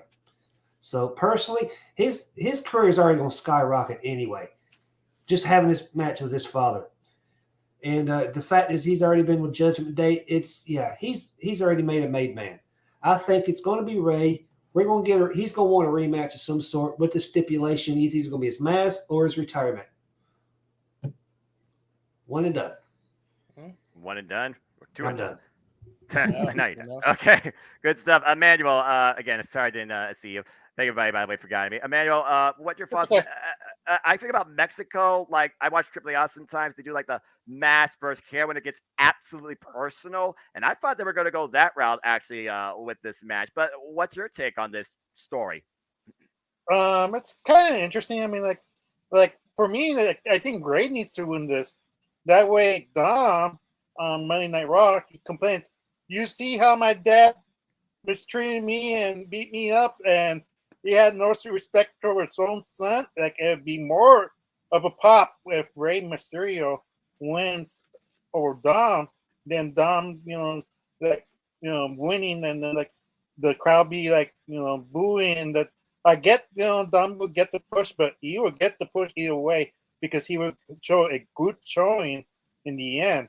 I think that Rey Mysterio is going to hang it up either way because he already passed the torch to Santos Escobar already in SmackDown. So good point.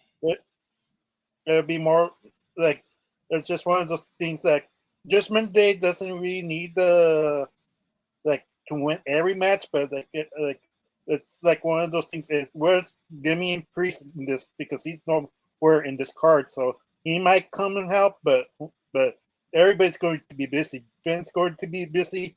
Rhea's going to be busy. So, Dom has no help basically in that match. All right, then.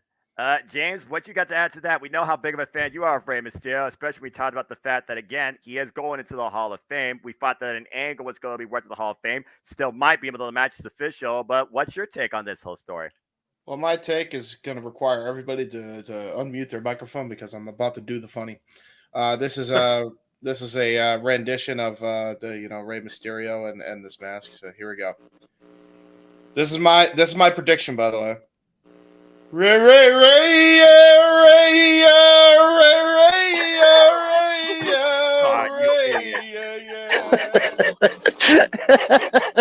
Damn it, James! You freaking idiot! Ray's winning. There we go.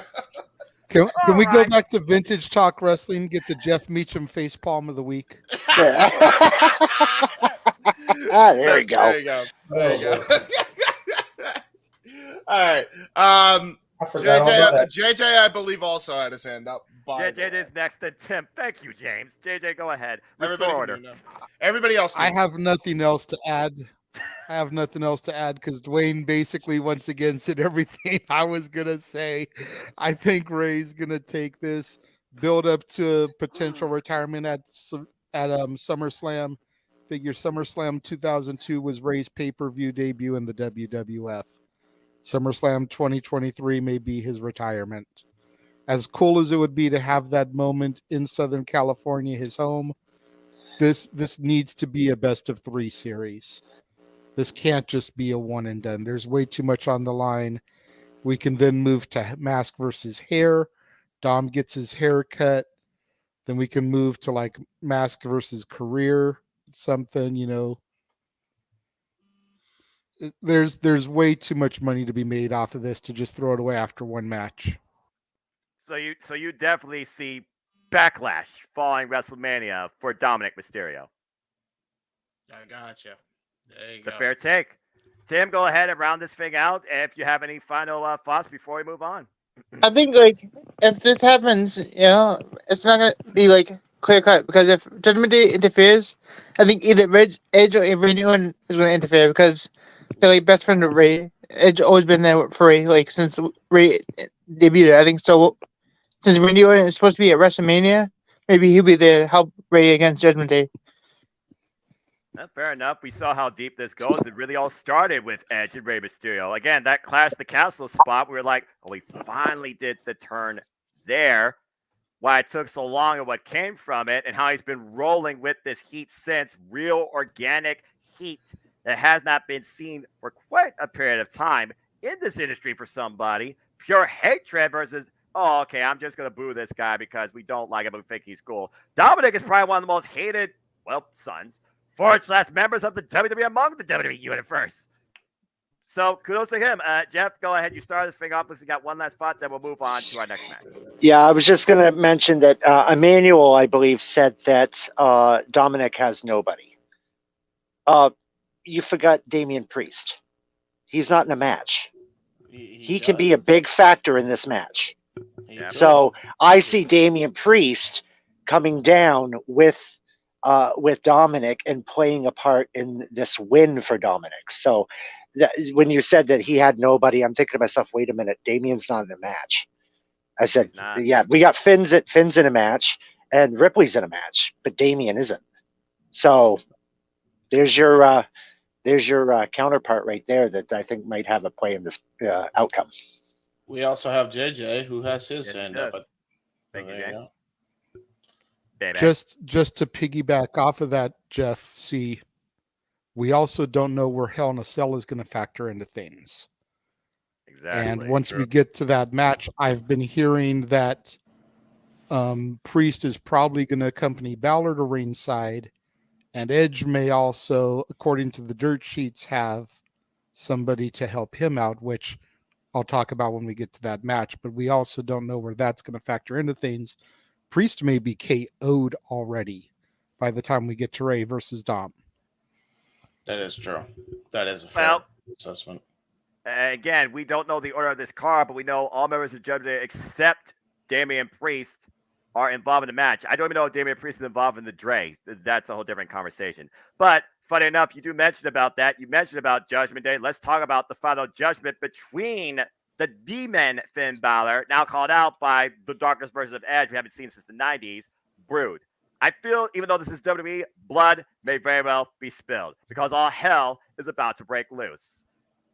Time to finish this thing, as it is Edge versus, and he called out the Demon, Finn Balor inside Hell in a Cell. This is definitely your definition of final judgment. Dwayne, I selected you to go ahead and sell this match and kick things off, so the floor is yours, and I'm simply going to ask you this. Does Finn Balor find Edge guilty, or does Edge finally finish off his creation he started 1 year ago? I have 1,000 scenarios for how this could go, but I'm not going to take it. I'm going to just say this. I'm not going to spoil JJ's comment, but I know exactly who he's talking about. I just read it before we went on the air. We're just going to say Edge is going to kill what he started. Edge is winning. We're going to get Brood versus Demon. You know, Demon is no longer undefeated, so, you know, a loss ain't going to hurt him now. So I'm going with Edge to finally win this battle. All right. JJ, you're a guy that is all about long-term storytelling. You're a guy that's all about seeing if the sequel surpasses the opening. And I don't need to say anything. Hello, Fast and Furious. So, JJ, I'm sure you got a lot to say about this, especially when you think about, is this Edge's last WrestleMania? Is he finally putting it away and doing things his way, on his way to his own end? What's your thoughts, JJ?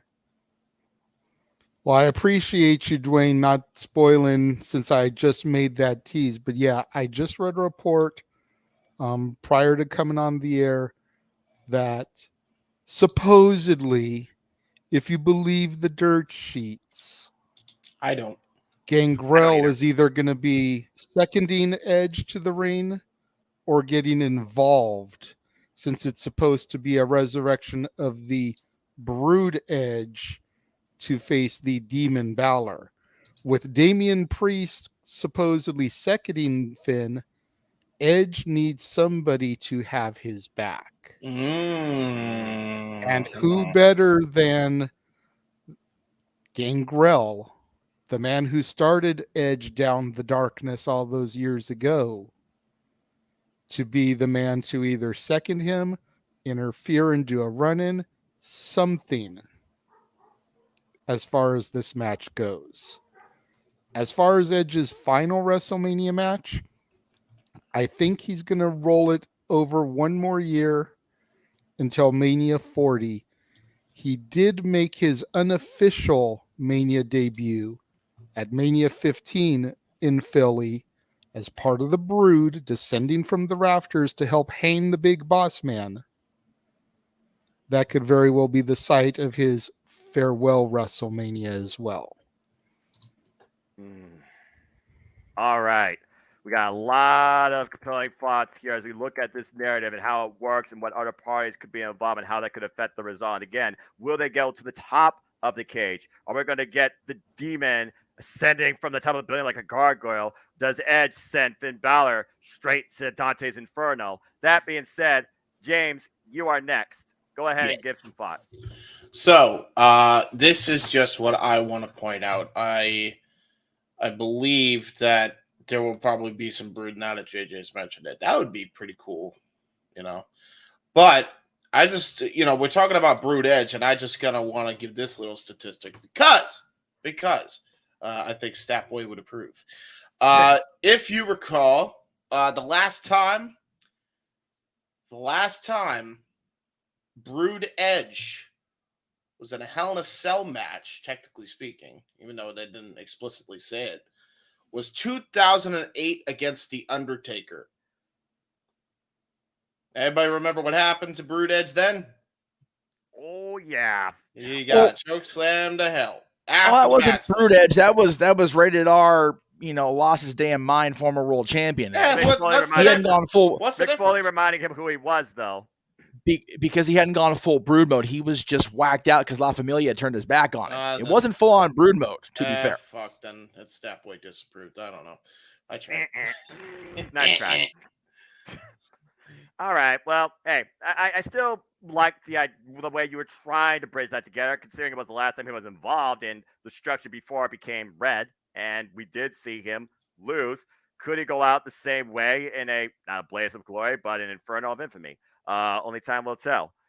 All right. Emmanuel, I saw you, so what you got to add to this? Please don't remind me of SummerSlam 2008. I thought Edge was dead. He was never coming back.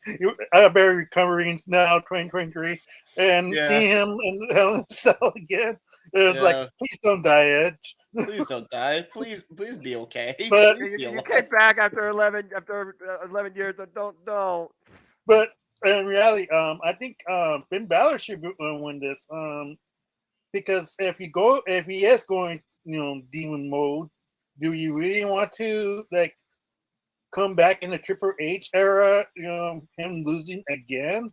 I feel like for me, this is a great reset button for Demon Balor to come back, and whenever he has to go serious now, he could be a legit contender, probably back to the Universal title or WWE title. But maybe I'm wrong, but I feel like Balor should win this because he needs to push, and that's all I have to say. Yeah, fair enough. Fair point. Tim, what do you have to add to this? Since it become the Brood, would be cool if Christian came back, because Christian has been gone from AEW for a while. So it'd be cool if Edge Christian came back, and Christian helped Edge win this match against Balor. I mean, he was put 6 feet under, so that'd be a weird way to reincarnate him out of nowhere. But I mean, not out of the realm of possibility. Never say never. All right, good old JM will be there live to see this spectacle and structure in person. So Jeff, I saved it for last because of that. What's in your mind? First of all, whether it's the Red Crater hate or not, the fact I get to see Hell in a Cell in person at WrestleMania is just blowing my mind. Let me just throw that out there now. Not trying to sound like NorCal journalists or whatever, but I do have it on very inside good authority that David Heath Gangrel will be at WrestleMania anyway. So that discussion that the dirt sheets are saying is actually through. He is going to be there.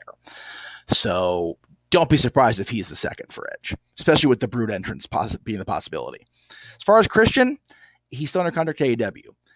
I don't think that's going to be a thing. It'd be cool if he was part of the trio coming up through that fire pit, but I don't see it very likely happening. But David Heath Gangrel is going to be at WrestleMania. Unless the plans completely bottom out that I've been told from a person who would know if David's going to be there, which, California traffic's a muckerfuther, let me be clear. Unless something like that happens, he's going to be there next weekend. So actually he'll be here later this week. Oh, well, there you go. Yes, sir. Hopefully he has easy win 405. What do you got, James? It just occurred to me. So if what you're saying is the possibility of Christian, Tim coming up with the Christian concept, what if they do allow him because they're also allowing Dustin? Did they work out a deal where they're gonna both be there? I haven't heard anything about Dustin being there. Is Dustin not going to be there? Really? I haven't heard that at all, actually. You would think he would be there if it's Cody's coronation, though. Well, just because he'll be there doesn't mean he's going to be on camera. I think they've specifically. I'll get in trouble with people that I can't get in trouble with. Not anybody within the company, my friends of mine. I can't but damn, I hate this shit. But yeah, David's been asked specifically to be there.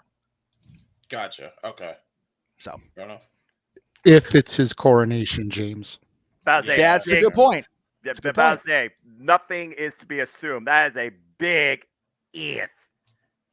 All right. Well, again, a lot of stories to unfold, and whether or not they're their final chapter or just a new saga waiting to happen, we'll see soon enough. But this one right here sounds to me, if you're doing the Hell in a Cell, it's got to be Final Judgment. It's got to be the end game. And when I think about who needs the win here, it's one of those things where I look at the history of the Red Crate of Hate and Edge inside it. More often, he has won. That's all I'm going to say about that. Except for Rollins, anybody? But I digress. All right. Now we're going to go ahead and cool things down, or maybe it might get hot in here for a different reason. And JJ, you're going to kick things off here with this one because I'm, of course, going to save our feature attraction for the guy who'll be there live to kick things off and give his version. But JJ, have some fun and sell us on this because I feel like we all want a little bit of satisfaction because they have a 6-woman tag team match as Lita and Trish Stratus back together with Becky Lynch and people. Lita and Becky Lynch are the current WWE Women's Tag Team Champions. Take on the trio of Damage Control, Io Sky, Dakota Kai, and Bayley. It's nice to see Bayley actually having a WrestleMania match after a freaking daggum 3 years. I will say that. So this should be a fun 6-woman showcase, but I do wonder will more be set up from this versus a spectacle. I've heard the teasings. Considering I might be going to SummerSlam Live, yes, please. But JJ, you kick things off here. Your thoughts on this 6-woman tag? Who do you got? And could this lead to maybe a fallout on the Raw to Mania for one of these particular sides, if not both? See, that's what I'm wondering here because when we called SummerSlam last year and one by one Damage Control made their debuts. Me and you both sat here as well as Jeff and James and we're like, holy shit, things are about to get good. And then they didn't. Granted, Io and Dakota held the tag straps a couple times, but for as great of a role model as Bayley may be, she's done nothing. And I've sat here often during this run wondering, how long are you and Dakota going to sit there and allow themselves to carry the team? Bayley needs to lead by example, and she has failed at every turn, at every championship she's tried to get since becoming the de facto leader of Damage Control. And then I read the dirt sheets, the Alvarezes, the Meltzers, the Saps, and I read about the potential of a Trish heel turn and Trish versus Becky come SummerSlam.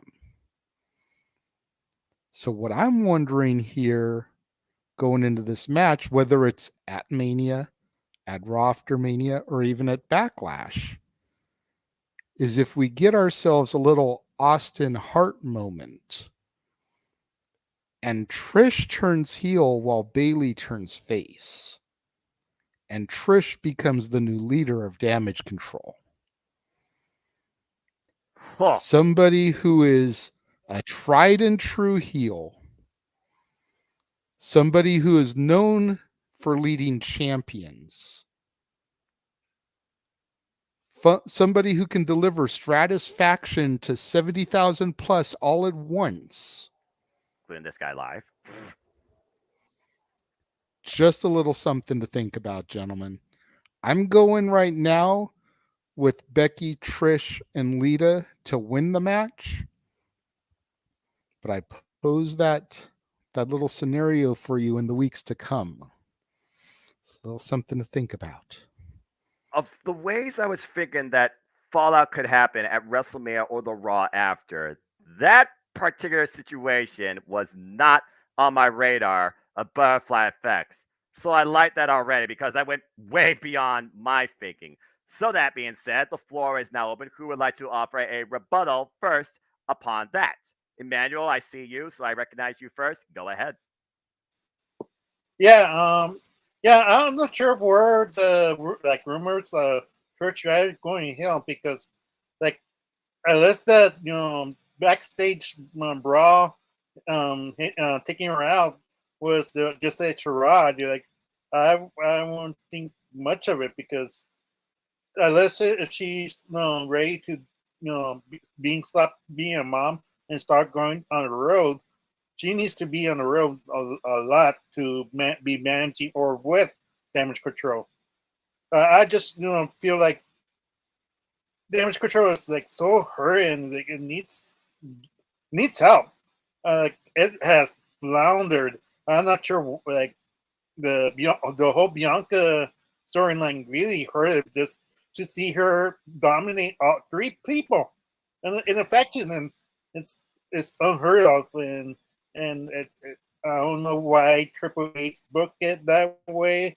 It's just one of those questionable things, but I feel like Becky and the Hall of Famers or Lita and Trish will win, and if they do split up, be wrong. But I just don't see Trish, going heel, and that's it.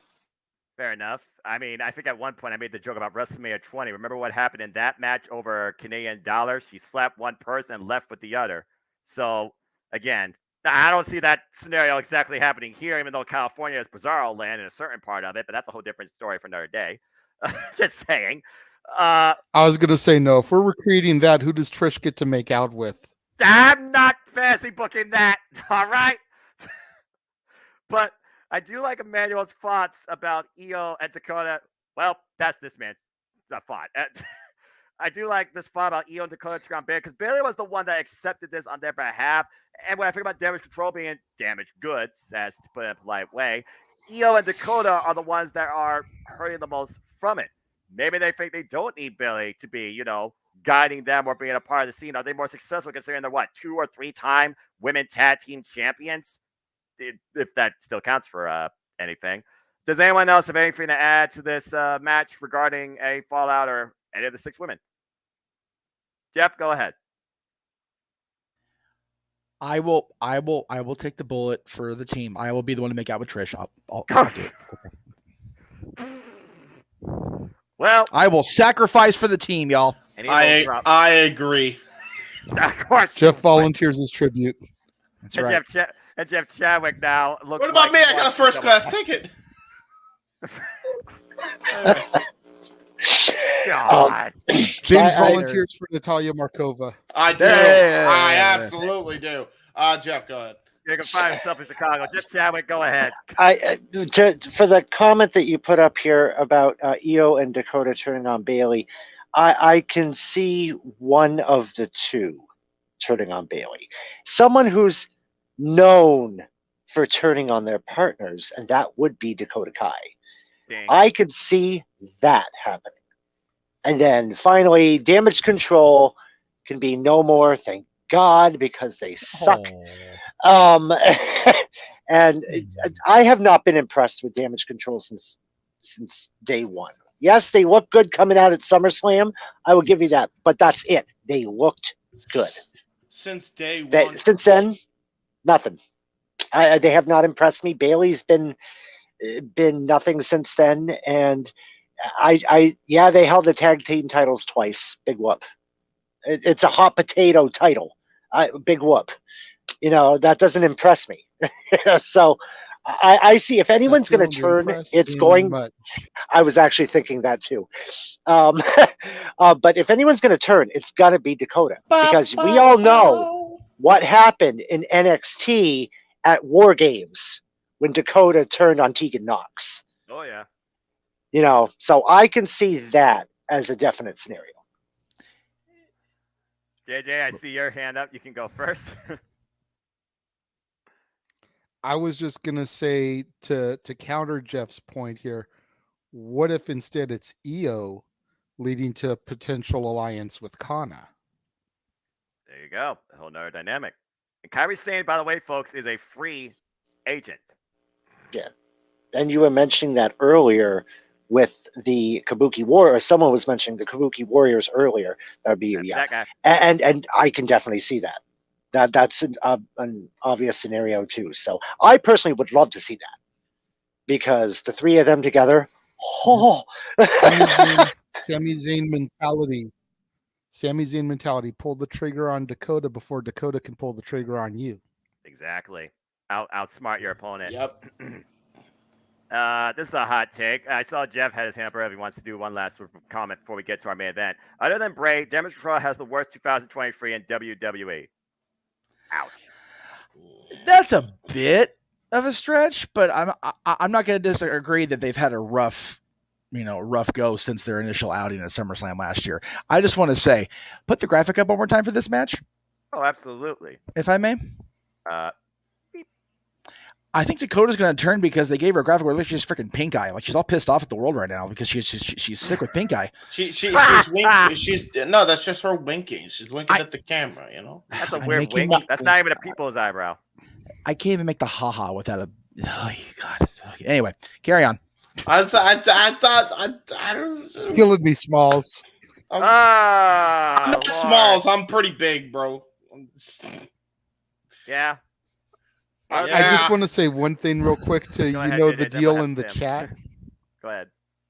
I see your Bray, but I raise you 2 words, good sir. Mustafa Ali. Right. You're welcome. And with that, I fold. JJ wins. Wait, hold on. I got one too. Mustafa Ali in 2020, Mustafa Ali in 2021, Mustafa Ali in 2022, yeah, Ali in 2023. That's the point. Mustafa Ali probably in 2024. You know. Are you ready for this? They're booking him like shit. I can't stand it. Right? It's out of control. It's a big announcement. Mustafa Ali. He's still around. Even Mustafa's biggest thorn right now in WWE, Dolph Ziggler, has a gig on Wednesday, just not on TV, but with us at the Comedy Store, so there's that. I mean, also Dolph Ziggler is a former world champion, so there's that. Yes. Mustafa Ali hasn't had a single title since the cruiserweight champion. I think. No, I think he lost that. Ali is in the Dre. We'll leave that there. There you go, folks. Good night, everybody. That being said, Tim, before we move on, what you got to add to this 6-woman tag? I think if Io turns on Bailey's team, whatever you want to call it, the Damage Control or Worst Control, whatever you want to call it, I think Asuka can go for the tag team titles if Asuka loses. Or Asuka becomes double champ. Why not? Give Asuka all the gold. I advocate for a name change that if they stay around, they should be called Damaged No Control, because they have no control and they're pretty damaged. Yeah, I don't think that fits across the digital banner. I got one better for you, James. If they stick around as a team, they call themselves Damaged Goods. Damaged Goods. Hey, that's good. Literally. That's pretty good. What about you, Jeff? What you got? But I think I can trump that one. Oh, boy. You want to call it control the way it's spelled, right? Control, Alt, Delete. See ya. Burn!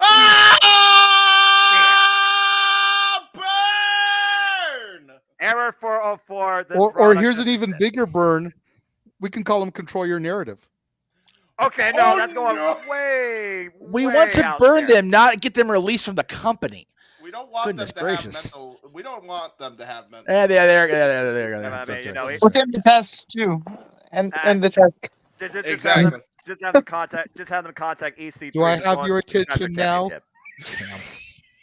All I'm gonna say is this: EC3 is actually going to face Scion for the NWA National Championship at the next NWA pay-per-view. Yes. And I'm not watching. Okay, let's go. This is why we're not calling this damn show, because it's booked like a freaking train wreck. Anyway. Thanks, Billy Corgan. I've been saying it for years. Your main event of the evening. I mean, do I have to say anything else? Here's what we're going to do for those again. I hope everyone's having a good time. Hope everyone's enjoying the conversation. Please subscribe, comment, tell a friend, hit the thumbs up. Give this man, he's monetized. JJ, give him some love. I hope everyone's had a good time. But yeah, we've had a lot of fun. We've had a lot of talk. But folks, it's time for the main event to see if we truly finish the story. And because this guy is going to be there live, he kicks it off.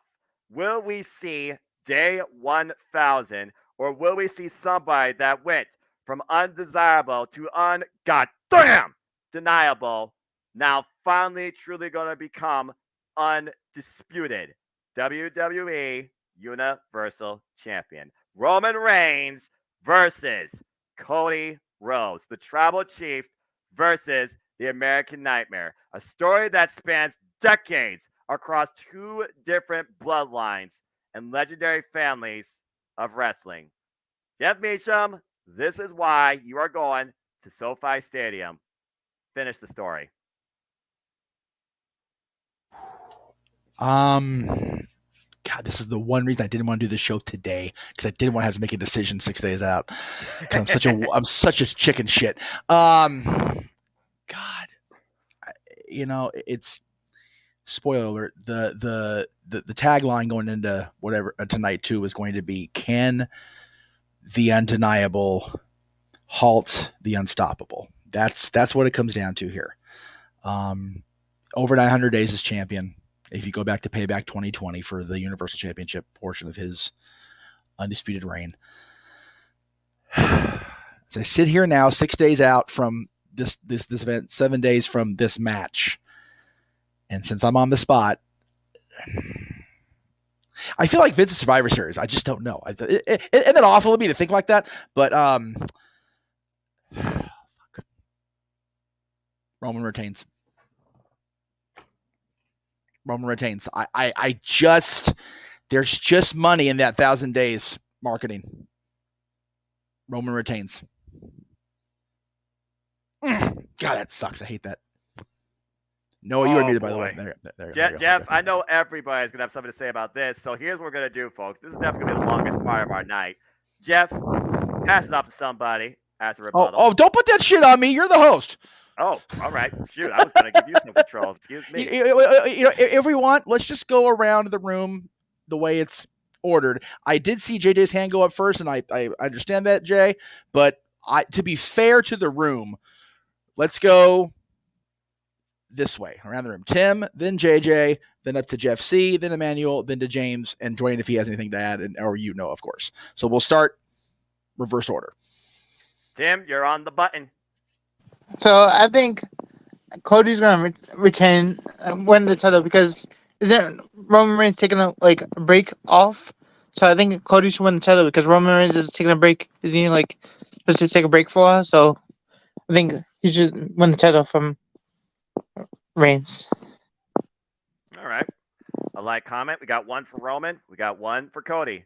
JJ, we're calling this thing, man. You're on the button. I know. Okay, so to take a quote from another Jeff Meacham T. See, here's the thing. Ding. In my 25 years of following wrestling, and granted, I did take a hiatus, but in my 25 years of following wrestling, this is the hardest WrestleMania main event for me to pick a winner on. Completely agree. Even if I have been wrong in the past, it has been easy for me to be like, I want this person for this reason. Even if I've been wrong, and there have been times when I've been wrong. You want Cody to win because you want him to complete that story. You want him to do what his brother and his father could never do at the grandest stage of them all. But then you turn Harvey Dent's coin over and you look at the flip side. Can he be trusted? And as Jeff said, there is money and 1,000-day merch, which comes on May 27th, the same day as the Queen of the Ring. So what I propose to WWE is this. And we all know that they watch, because who was the first person to say on a stream about Dominic getting involved in doing an angle at the Hall of Fame? That would be me. Right. I say Cody Rhodes wins King of the Ring. They make King of the Ring for a title shot. He cashes in his shot that night and ends Roman's reign at exactly 1,000 days. You get the 1,000-day reign. You get the 1,000-day merch. You get it clipped off before it can start to look at, oh, well, can he get to Pedro Morales? Can he get to 1,000 even? Roman retains. Going for that big 4 digits. All right, Jeff, Chadwick, you're next. Now, I had mentioned a couple months ago on Roundtable that could the 1,000-day be a possibility? We had just surpassed. No, we were just about to get to 900 days. That's when I had mentioned it. Now, of course, we all know 1,000 was most recently passed by one Nick Aldis. Yes. Now, there's a couple scenarios if they do have Roman retain. There's a couple scenarios that could be possible. One,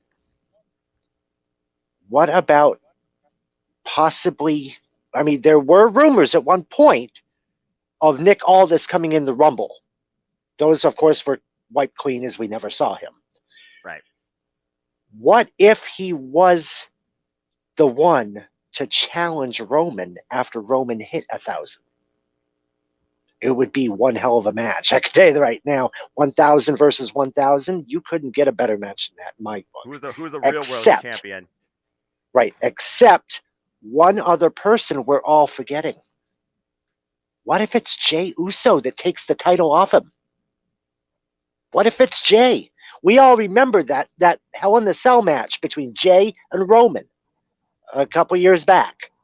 Yep. We all remember that. What if this all comes full circle?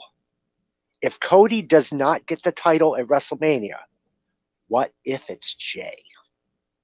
That is a possibility because we know that Jey is on the borderline right now. He's got a decision to make. We know that decision's coming up.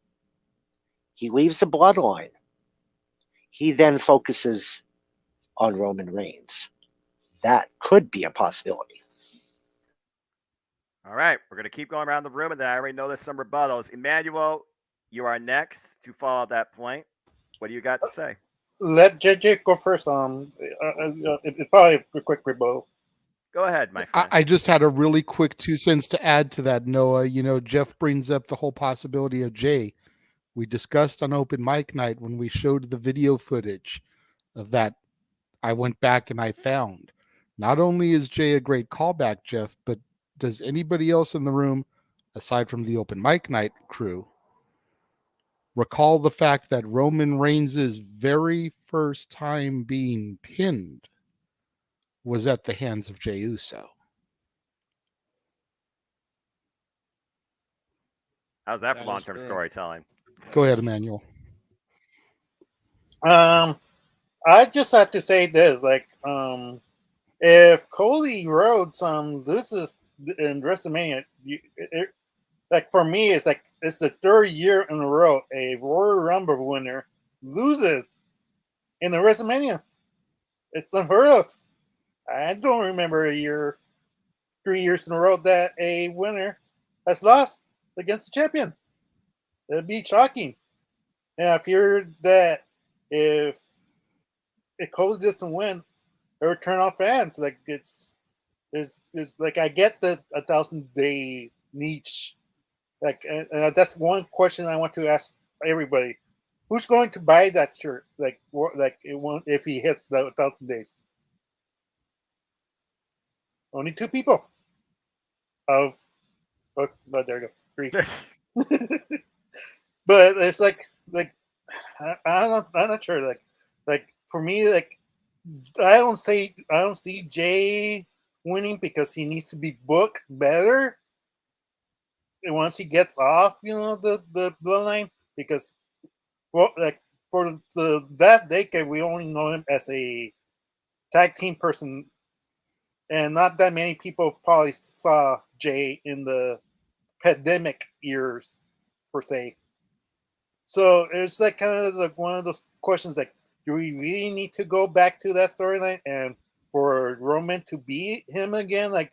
It's he has beaten everybody who he has faced once, and then let's circle back again twice. Do we really want to see Jey lose the second time? I'm not sure, but for me, it's obvious Cody needs to win. Let Roman take the vacation, lose one of the titles, and maybe give Jey the second title, because they need to split those titles up and find a way, because a lot of people want the split titles. They don't want to see one champion. But who knows? At this point, I feel like it's more for fans to be happy in the end and have Cody to win. All right. James, the ball is now in your court. Kate Reyes says WrestleMania has a storybook ending right in front of us here. He believes that Cody's going to win at Mania. It's been pretty split amongst the panel. James, where do you stand in all this? Considering, again, you've already kind of ousted what you recognize the bloodline may have always been or what it has become. Will that be exposed at WrestleMania? Go ahead and give us your take on the story. Yes, for those who don't know, what I've called them, they have been run like a cult first and a family second. That's how they've been building that on TV. I think at the end of the day, somehow, some way, they're gonna give it to Cody. I think they're gonna give the moment here. That crowd is gonna be way, way too loud. Everybody thought it was loud. I mean, I'm sure it will not be as loud because it's a stadium, but you get what I mean. Like, you thought the crowd was loud at Sammy's match. I'm telling you, man, you wait until that night in SoFi. It's gonna be loud. They have to give him the belt here. They do.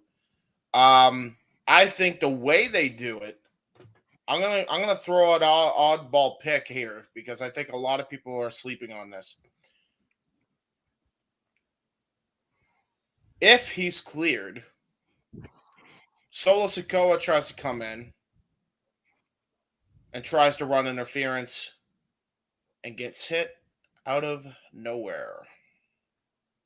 Who's to say Randy Orton isn't in a black hoodie, reveals his head, and does the pose? And then Heyman tries to get involved, and he tries to distract the ref. And then all of a sudden, DiBiase Jr. comes out. He's like, not today. Not today. Dream Street in the ball. Really stretching it far there. I think if there was any time for Paul to take one last bump, I could see it being with one of Cody's running buddies here for the main event. Maybe not because of his shit going on with his father. Well, mainly Brett. Freaking idiot. But go ahead, Jeff. Go. You did yourself. My bad. Yeah, that's all past. Junior has no desire to come back, and like not even a twinkling in his eye. I think for a one-off he would. For this, I think. Well, no, it's. But where's the money in it? Like, and again, I'm not saying that that's his motivation. Where's the motivation for Hunter to bring him back? Granted, they've told the story with Orton and Cody, and yes, the Bloodline took out Randy Orton. So that I'm with you 100%. When you talked about DiBiase, I was like, oh, okay, wait a minute, he hit a wall. It just there's no long-term money in bringing DiBiase Jr. back for a one-off. If it was going to lead somewhere, like another backlash scenario with Legacy against the Bloodline or whatever, which if Junior was down for returning, that would be a thing. But the DiBiases have no interest, especially Junior. He left the business on purpose. He needed to get out. If you go back and watch AJ's Renegades reviews this month and watch Price of Fame, which I highly recommend, Price of Fame was clear. Junior has no desire to be in the industry, even for a one-off. So, and plus, Hunter's not going to, shill out to somebody that just doesn't want to be there. Maybe, yeah. All right. Well, like I said, I'm not trying to be a dick and shoot your shit down because everything up to the DiBiase was like, yes, Orton making his comeback. I could still see it be Orton still. I could still see it be Orton. Yeah. Right. Orton coming back completely out of nowhere, which nobody's expecting because as far as we know, he's dead in the water. He's retired. That's it. So Orton coming out, yes, absolutely. And if you want an equalizer to Paul Lee, bro. I mean, really? Matt Riddle. Bloodline took him out too. But Solo Sikoa, he literally did the Samoan spike and hip attacked the guy. Seriously. We're talking about all these outside factors that could come in. Before I give it to Dwayne, Emmanuel's got a quick 2 cents. Emmanuel, what's on your mind? And if you want, and then also people could give their 2 cents to this. Here's the name we didn't talk about. But Emmanuel, go ahead. Why you also could talk about this? No, The Rock is not costing Roman anything.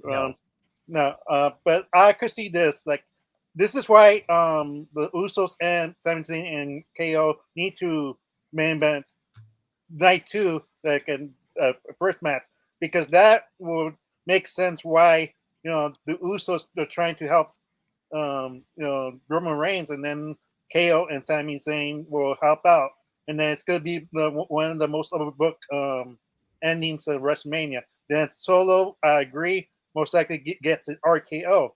So that's the eliminating people of of Roman's help like he used to have. So it will make sense for Cody to actually win that night, because if you eliminate all the help of Roman Reigns he had been having from pay-per-views, like, if not now, when? Mm-hmm. Amen. That's my thing when I think about this match too. If not now, when? Dwayne, what's your thoughts? Here we go.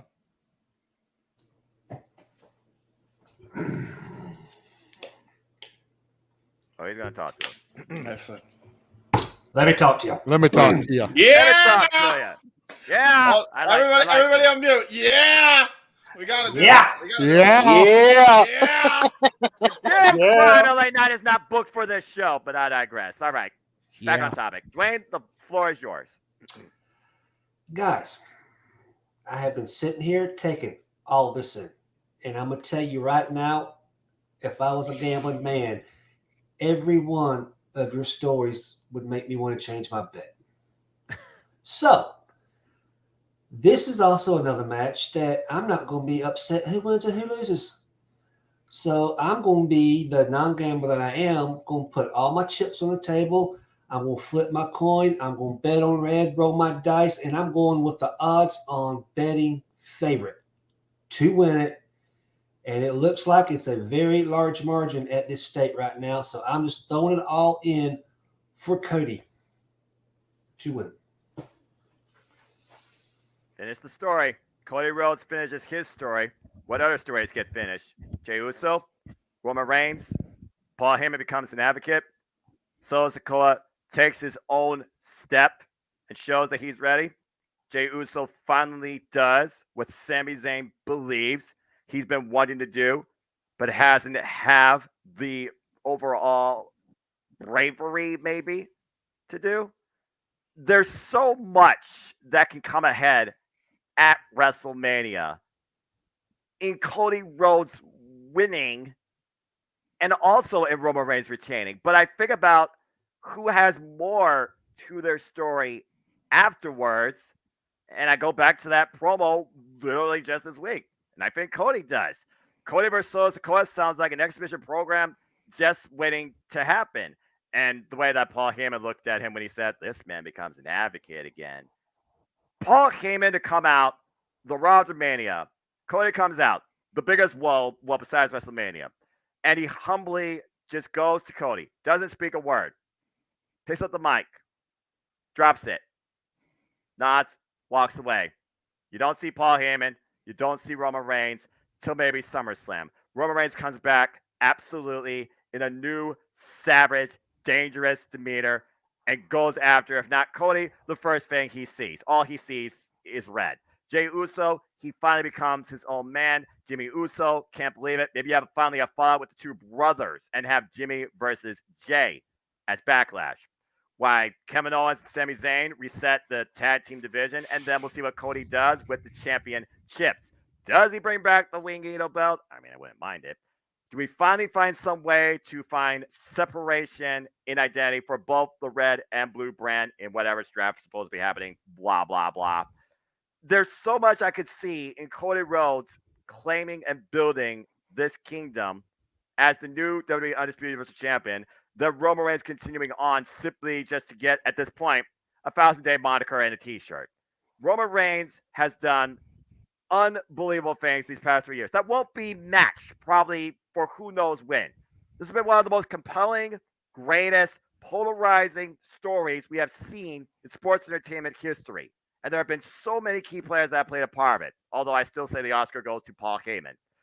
But in my opinion, Cody Rhodes needs to finish his story. I keep hearing it all the time. Finish the story. Finish the story. Finish the story. What is the in context but a story per individual? Whose story needs to finish the most at WrestleMania? In my opinion, it has to be American Nightmare Cody Rhodes. I say Cody Rhodes becomes the new WWE Undisputed Universal Champion. I really don't got much more to say about that. So unless anyone has closing remarks, I think we're about done here. So I'll let you all think on that. And if no one has anything to say in the next few seconds, I think we will go our separate ways. JJ. I just got to say, man, I did not think when I came back into the wrestling fandom that I would be this hyped for a pay-per-view card. You and top me to both. bottom, top to bottom, bell to bell, night 1 and night 2. This looks like it could eclipse WrestleMania 20 for me. We'll see what happens in execution. As I have said for many years that WrestleMania 20 was the last great WrestleMania top to bottom. Yes, even Lesnar Goldberg don't start with me. But this has all the ingredients in the chili pot to eclipse it. I'm curious to see what happens, and I can't wait to be sitting here next to you virtually, my brother, to call the action. Tim. Period. You and me both, man. Tim, I see your hand in the darkness, but sounds like you want to bring stuff in the light, so go ahead. So I have a question. If Cody wins against Roman Reigns, who's going to get the other title that Roman Reigns unified if they separate the title? Well, I mean, again, I've been saying WWE Title has been playing accessory to the Blue Universal Championship for nearly a year now. Again, that would be something that Adam Pearce and Cody Rhodes would have to figure out. Hey, maybe that could be the thing that paves the way to King and Queen of the Ring. You have qualifiers for a tournament, and not only do you give them a crown, you give them the WWE Championship. Again, only time will tell. They still have to go through Backlash. And by someone all is, the yes to that. All the yes to that. Somebody's audio is having a mucker feather of a time. I got it. Again, if things happen. And again, a lot of things are going to happen in SoFi Stadium. Emmanuel, what you got real quick? You're muted. There we go. You're muted. Bot. Yeah, I'm sorry about that. I keep unmuting myself. Yeah, I got a question, like quick question. Supposedly Miz is going out there and singing. Who's going to beat him up? Any predictions on that that you think might happen? Because I think someone's going to beat up Miz doing its segment. Yeah, perfect world, The Rock. Otherwise, Elias. I don't know. Oh no, that would be me. I got one. The return of Ezekiel. Dexter Loomis. There we go. Wayne, what you got? I heard Bad Bunny's getting physical, but it could be him. Yes. There you go. What about Jeff? Does he have a thought? What do you got? Jeff Chadwick. Yeah, JJ was talking about how this would eclipse WrestleMania 20. I think, in my opinion, this is going to eclipse the best WrestleMania ever, and that would be WrestleMania 17. This is going to surpass this one. You stop and think. Roman Cody, honestly, in my eyes, is hotter than Rock Austin.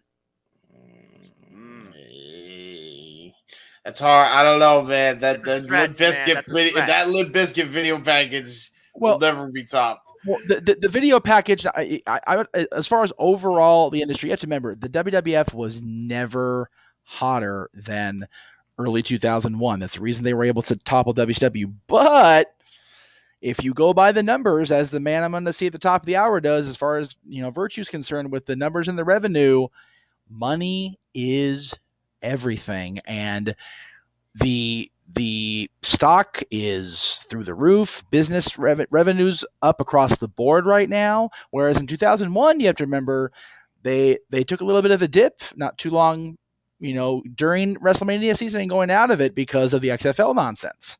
So business is good for WWE right now. So as hot of a take as it is to say it could surpass WrestleMania 17, as hot of a take it is to say that it's a better story than Rock Austin, even with McMahon's and Austin aligning, although that botched it, afterwards. Let me, again, I said this everywhere else on every other channel I've been on the last 2 months, so I'll say it here with Noah, because I rarely appear on your channel. I feel like a dick for that dude. But Okay. when you have personalities like Eric Bischoff and Dave Meltzer and the Renegade J.J. Williams and Aaron Rift all coming together to agree that the Bloodline's the hottest story of the last 30 years, you need to start acknowledging the truth, folks. Acknowledge that. There is no bigger story in my fandom, and I've been a fan going on 33 years. And they put that almost 2-hour playlist up on YouTube at the end of last week, detailing the Bloodline. I had forgotten a lot of that shit went down. And because it's been so compelling, and unlike the NWO, which is what Bischoff was talking about in comparison, there is a very, very strong possibility that this has a finite, determined finish to it. And if it does that, it's the greatest story ever told in wrestling, not named Undertaker Kane. There you go. Simple as that. Well, again, WrestleMania goes Hollywood awaits, and stories are yet to be foretold. But one thing's for sure, a lot's going to be finished, and this truly is one WrestleMania to be excited for. Top to bottom. I cannot wait for this event, and I cannot wait to call this JJ, and I also cannot wait to see how everybody does the predictions, because I guarantee you this is going to be polarizing, to say the least. Probably even more than now after Raw Go Home. The SmackDown Go Home, who wants the Dre? I mean, no one needs it. Who wants the Dre at this point? It's like, yeah, Meacham. When is our absolute deadline to change picks? I'm just going off last year because Aaron Riff has not made it official. But it wouldn't surprise me if he tries to say midnight Friday night. Okay, because the whole thing with Cody and Roman is renting space in my head. I had to make a pick today. I'm just throwing it out there. Yeah, exactly. And you're going to be there live. and I'm going to spend the next 5 days going, oh shit. So, okay. It's just hyperventilating. Well, either way, we still got time to think on it. And that's what's crazy about this, too. Proverbial point, get on your way, get your snacks, get in your vehicle, get your TV room together, because WrestleMania Goes Hollywood is here. It is literally less than 6 days. So, that being said, good Lord Almighty. And Hassan, thank you for stopping by. And thank you, everybody that was here on demand or live. I hope everyone had an incredible time for what was definitely the most loaded, simply predicting I've ever done in the history of my YouTube creative career since October 2018. Yeah, so we know that 8 people's the limit, by the way. Apparently. Well, technology. It's supposed to be 10, but technology is a thing, so yeah. StreamYard needs to work on that until it's not. Well, yeah. Okay. There you go. Anyhow. Anyway, to be fair, a bunch of people have been having weather issues lately. That could have been a factor too that we were unaware of. Yes, that's very true. Especially where Jerry and where Jerry is and where Mark is. Yeah, exactly. So. Yeah, God bless those two. Mark Ritter, Jerry Slaughter, we'll definitely talk more later. I definitely hope to get more thoughts from you. If I have to, I'll try and do some separate exclusives, one-on-one discussions with you too, because I know other people want to be a part of this. But again, as I always say, prayers for passions. But I knew I had to hit this before the week actually began. And I'm so glad I did. And I hope you all are glad that you did too. Thank you all so much for being a part of Simply Predicting. So before we conclude, let's go ahead, get a last let's freaking go from each of you, and where can people connect and find you? Tim, I'll start with you. Again, always a pleasure. Appreciate your simple insight. Where can people connect with you? I'm in every prediction league, especially in Meltdown. Basically, every prediction league in, like, whatever. Especially this week in Meltdown, we got Final Battle, then we got tournament, so I'm getting ready for the tournament that Meltdown has, so, yeah, so every prediction league and EFA league. Out there. Before we get to the next person, we need a fuck yeah. Noah said so. I didn't say that. Is He Chubb. did. Okay. Said, let's Oh wait, freaking no. go. Oh, let's freaking go. I'm sorry. Yeah, you're right. My Dude, bad. I'm not monetized, but someone here is. Let's try and get this man. Yeah, you're right. on You're right. YouTube. Right. Let's freaking go. Sorry. Yeah. Thank you. Anyway, good grief almighty. Can we hear a let's freaking go, Tim? Show some professionalism. Let's freaking go. There we you go. All right. There you go. Let's not run this gag into the ground though. All right. Tim, thank you again. If you need to go somewhere, you're free to go, my friend. It's been a pleasure. See you next time. To the predicting. Jeff Chadwick, again, as he says, he's part of your league. I'm also part of your league. You're part of all the leagues I host. And yes, folks, I'm crazy. I will be, of course, keeping track of everyone's predictions on this thing too. But Jeff, anything you want to plug, promote, where can we find you? Jeff Chadwick. Well, Tim was just mentioning Final Battle. That's coming up this weekend. This is the final week in the Meltdown Prediction League, and then we start brackets. And your man right up there in the upper right-hand corner, Mr. Noah Foster, the simple man himself, the #1 seed on Fury by 5 points between him and Mark Griffith. That's how close it was, guys. This is going to be an amazing finale. We got season 5 coming up starting July 1st, and I cannot wait for that to kick off. But you can find me over on Meltdown, and of course the Meltdown Prediction League. If you want to join for season 5, now is the time to sign up. We're already about 90 members right now, and we're always looking for more. So feel free to hit me up, and we'll get your character made and started, and we'll get the ball rolling. Sounds good. Good luck to you, my friend. We'll be talking more definitely later in the week per our previous discussions. Real quick, I believe Mark Griffith's one of the few people that actually beat me for the No DQ Wrestling Trivia Challenge Championship. Is that correct? Is that the mark I'm thinking of? Mark Griffith. He was the one that was here earlier that has. Oh, okay. No, I'm sorry. Different person. I apologize. Okay, go ahead. Very You're good.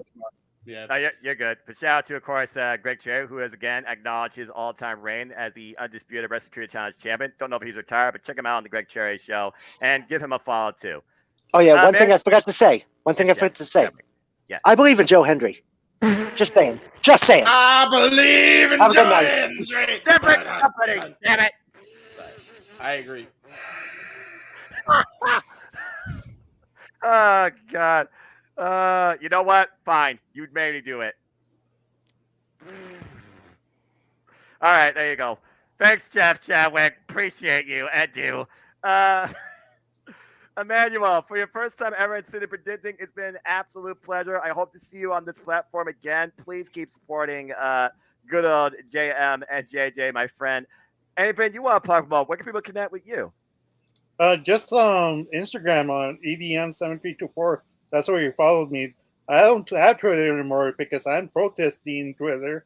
But one last note I want to say for WrestleMania. It's Austin Theory's time is now. John Cena's time is up. Oh. TikTok. I need to get my watch. Where's my watch? It's not here. Word life.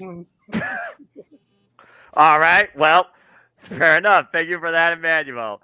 Dwayne, always a pleasure. Good luck, my friend. Again, you had a lot to talk about tonight. I'm sure you'll still have a lot to talk more about as the week progresses. But anything you want to plug, promote, where can we find you?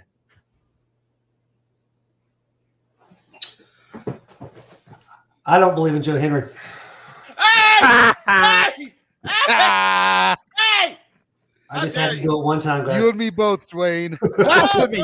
Blasphemy! I say. Blasphemy! I say. It's motivational. How can you not be motivated, Dwayne? Come on. I'm motivated enough right now over all this. Believe me. Fair I'm enough. going to say it has been probably one of the most funnest prediction shows that I think I have done in a very long time. Thanks again, guys. Lots of memories here. I just can't wait to see Mania. I'm ready for it. So, follow me on Twitter, Florida Gator Fan. You can also follow me on Facebook. Anytime, any place. Anybody that just wants to sit and talk about wrestling, find me. There you I'm go. always down for a combo. There we go. That's how you connect positive in an internet wrestling community. Shout out to the Cleveland Colin Andrew. Follow him, folks. No DQ, Cleveland Colin Andrew. Good to see you, brother. brother. We need to get these some prime cuts. You need to bring that forward here on Simply Predicting. You need to join in the fun and the shenanigans and the festivities. Yeah, prime cuts on Simply Predicting is a hell of a show, actually. Yeah, it'll be sponsored by him. Shenanigans by the shirt.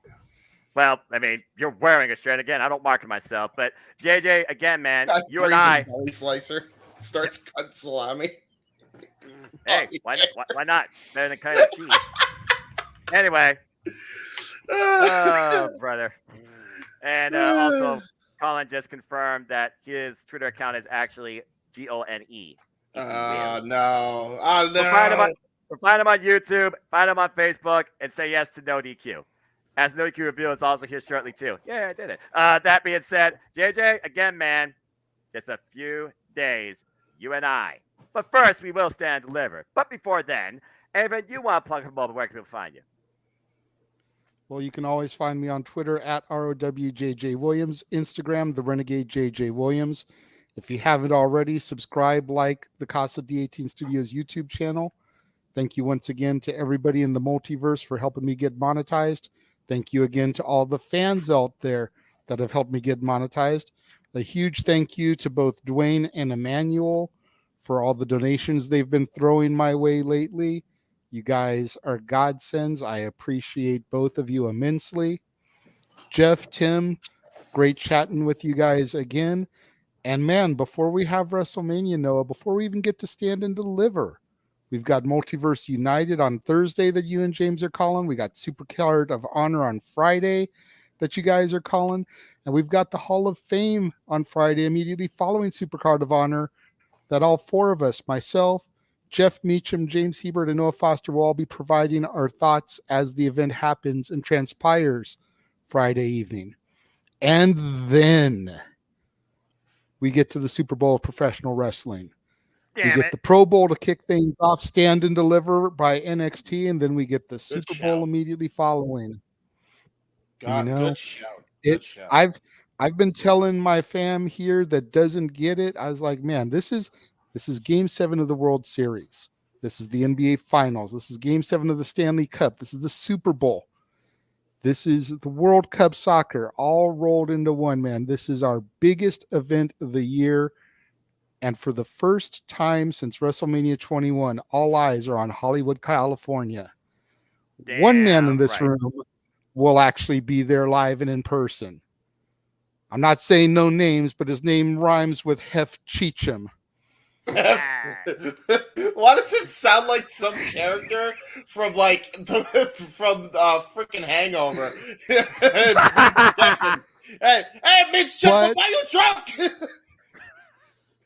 But I digress. Buy the T-shirt.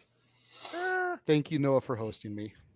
It's always a pleasure. And last but certainly not least, the man whose name, proverbially, is always on the marquee, and the reason that I exist in this realm of the Jeff Meacham Multiverse of Mia that has now become a reality. The guy that will be there live and is still thinking on everything. Jeff motherfucking, there I said it, Meacham. Where can people connect and find you? And go ahead and run down your WrestleMania Week 2. Just going to throw this up there first because this is the team that's going to be calling the action for me, and I appreciate the hell out of you guys. I've so stoned in that picture. Yeah, we was tired doing that shit, so it is what it is. And I don't even smoke.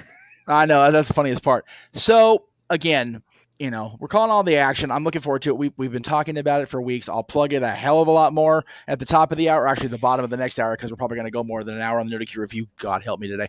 But what I wanted to come up here actually is come up here and thank people I don't get to thank very often.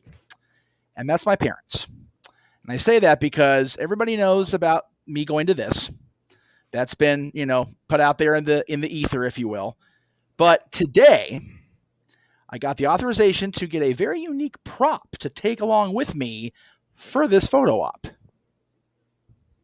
Undertaker urn! The very last version of the urn that Paul walked to the ring with on WWE television. The version of the urn that Punk chose to do his thing with in the storyline. That will be going with me Saturday afternoon for the picture with The Undertaker. Wow. So I Are am you going to have him sign it? So here's my thought process. Since I'm not gonna try to out myself on the air and get myself in more trouble than I already am, but here's the thing: buy the shirt. Here's the thing: buy the shirt. So I was told by the authorizing authority on that to take care of it so we can send it back to Amazon after, so we don't have to worry about keeping it and get a refund or whatever. I may accidentally have somebody sign it, so I can just pay it off later. There you go. But autographs cost more. So I won't be able to do that officially. And I ain't gonna let Fighterman know what I'm doing, although I am, because I'm in front of the world right now. But if he happens to grab it and wants to sign it, I'm not telling the Undertaker no. I'm already trying to avoid the trouble with him as it is, thanks to yo ass this week, JJ. So I'm not even. Your ass this this week from in a blast from the past. Well, right. That's what I'm saying. There's gonna be enough of me tiptoeing around the dead man as it is. I ain't gonna have him chokes on me for getting in trouble with Fighterman Sports. I'm good. Through the dead man. Interesting prop and urn. Did you bring that for Renegade's ashes? As a matter of fact, I did, but you got to sign it at least for me first. Yeah, I swear to God, that's a fair trade-off. Like, can he at least finish can he at least finish the broadcast for all night? If I do not see the Renegade's ashes in this urn, you will dine with the hounds of hell. That's right. It's like you're pushing. Hold on, player. Anyway, continue, Jeff. Oh, Jesus. For allowing that to air on Tuesday or Thursday, you have to go one-on-one with Anyway. It's all over. It's all over. It's all over. Emmanuel, quickly, we see your hand, brother. Go. Just like Stone Cold, if he hands you your beer, even if you're not a beer drinker, you better drink that beer, or it's gonna stun your butt. Seriously, if I wasn't bringing it here, I'd bring a bottle of Jack as the prop, just because I know that'll get him to pop for sure. So yeah. Anyway, thank you all again. I just want to thank my parents for allowing me to get that very pricey prop. Let me be clear, it's a real urn, it's a real thing. So that is awesome. Yeah, but I saw it and I'm like, I know I've seen that on sale before. So it's like, I found it and I'm like, okay, I can't have the one I posed with when we were doing the tribute to Percy at Hollywood Wrestling. It's like, okay, this is the next best thing. So, anyway, thank you, my parents. Thank you to everybody involved. Thank you for getting JJ monetized. God, that's so fucking cool. And thank you all to everybody that's allowed me to do this the last 20 years, and especially the last 3. I've been back, and let's friggin' go. 6 days. Time cannot move 5. Yeah. 5. If you can, yeah, I was gonna say, yeah. By the way, you said real quick. You said last but not least. What the hell am I? Chop liver? Like yes. No. I mean, I had to do him in a big way because again, you got to do your stuff also later tonight with Beta Plug. I was gonna say, and also he knows I got to go like pretty much in 2 minutes, so exactly. Fair enough. Yeah. Okay. Hey, I had to let the star of the week get his stuff out there. Wow, let's not get too fucking blow me up too much, Jesus. Yeah. Not about lucky yet, Jeff. Before so Jeff, James, what's my mind? Before Jeff goes, I just want to announce to everybody here, and I announced it on Open Mic Night last night.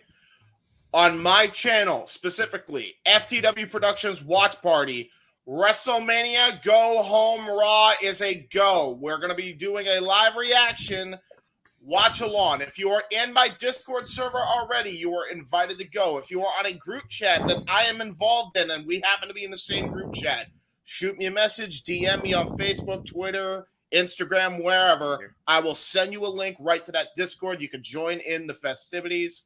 And that's pretty much all I needed Jeff for, because he's allowed to be on anytime on my channel as he was a few years ago when we started Open Mic Night because of a NXT team view. So there you go. Throwback. The only reason I wouldn't be is because I will be in transit for the majority of tomorrow. So fair enough. Yeah. God, good luck in the California traffic line. Anything else you got, James?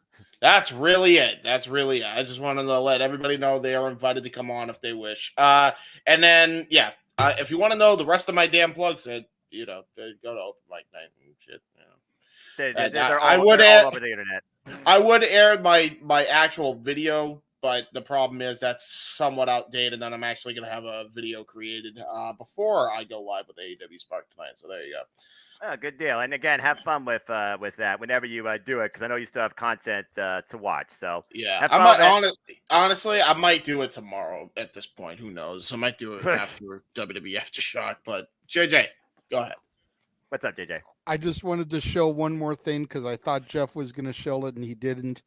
Make sure you guys tune in on Tuesday as the ladies of the Multiverse of Media do their predictions for WrestleMania, hosted by the Simple Man up in the corner. He's going to be welcoming Dory Lou, my girlfriend Cece, and potentially my daughter Natalie, and hosting a roundtable as the women give their thoughts of what's going to be on WrestleMania as well.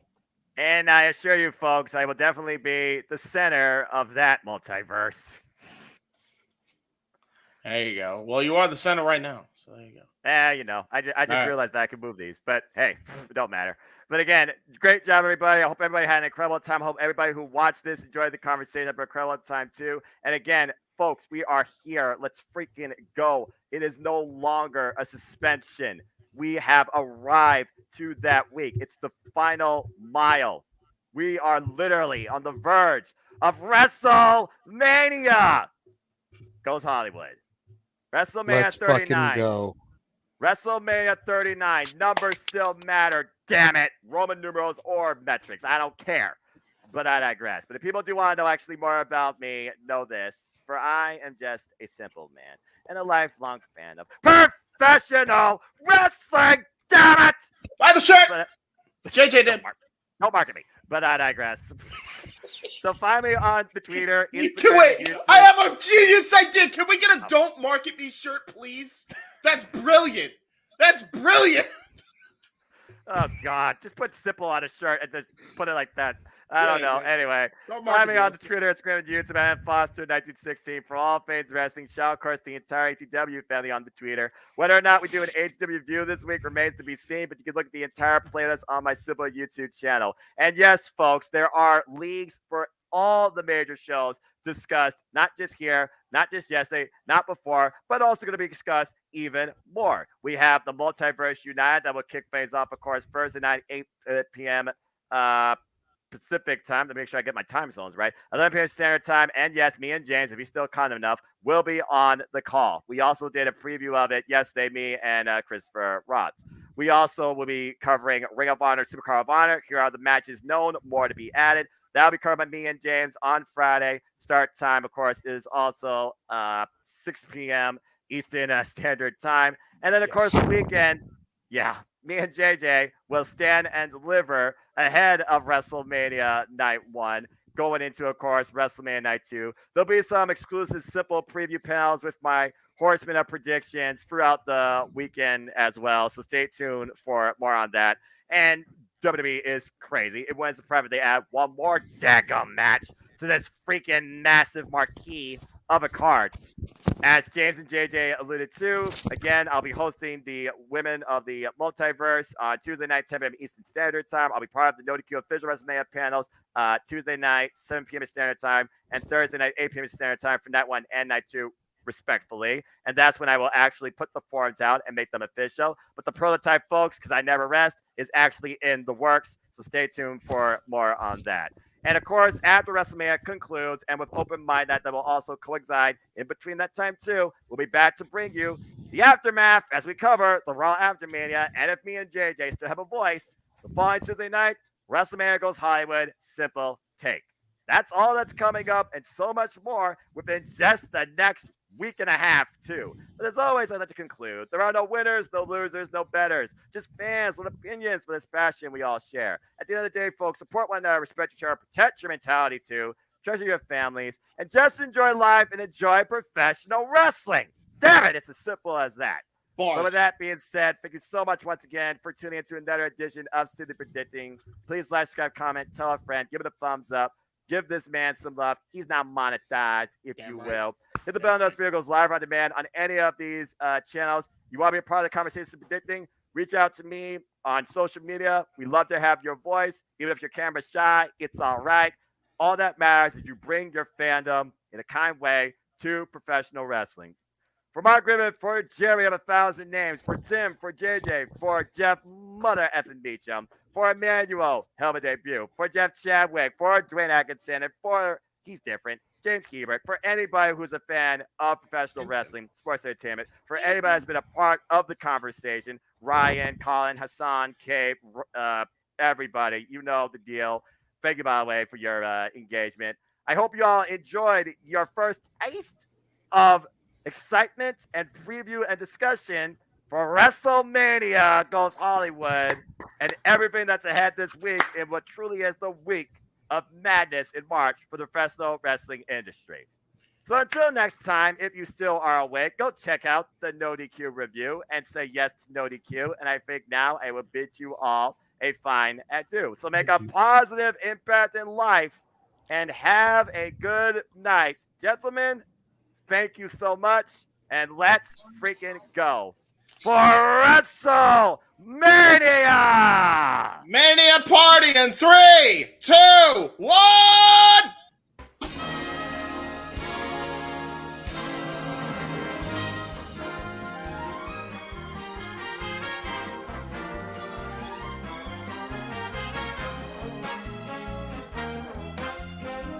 Thank you for watching Simply Predicting. If you would like to see more Simply Predicting in the future uploads, make sure you're subscribed and turn the post notification bell on. And make sure you subscribe and check out other Simply Predicting YouTube videos. See you all next time.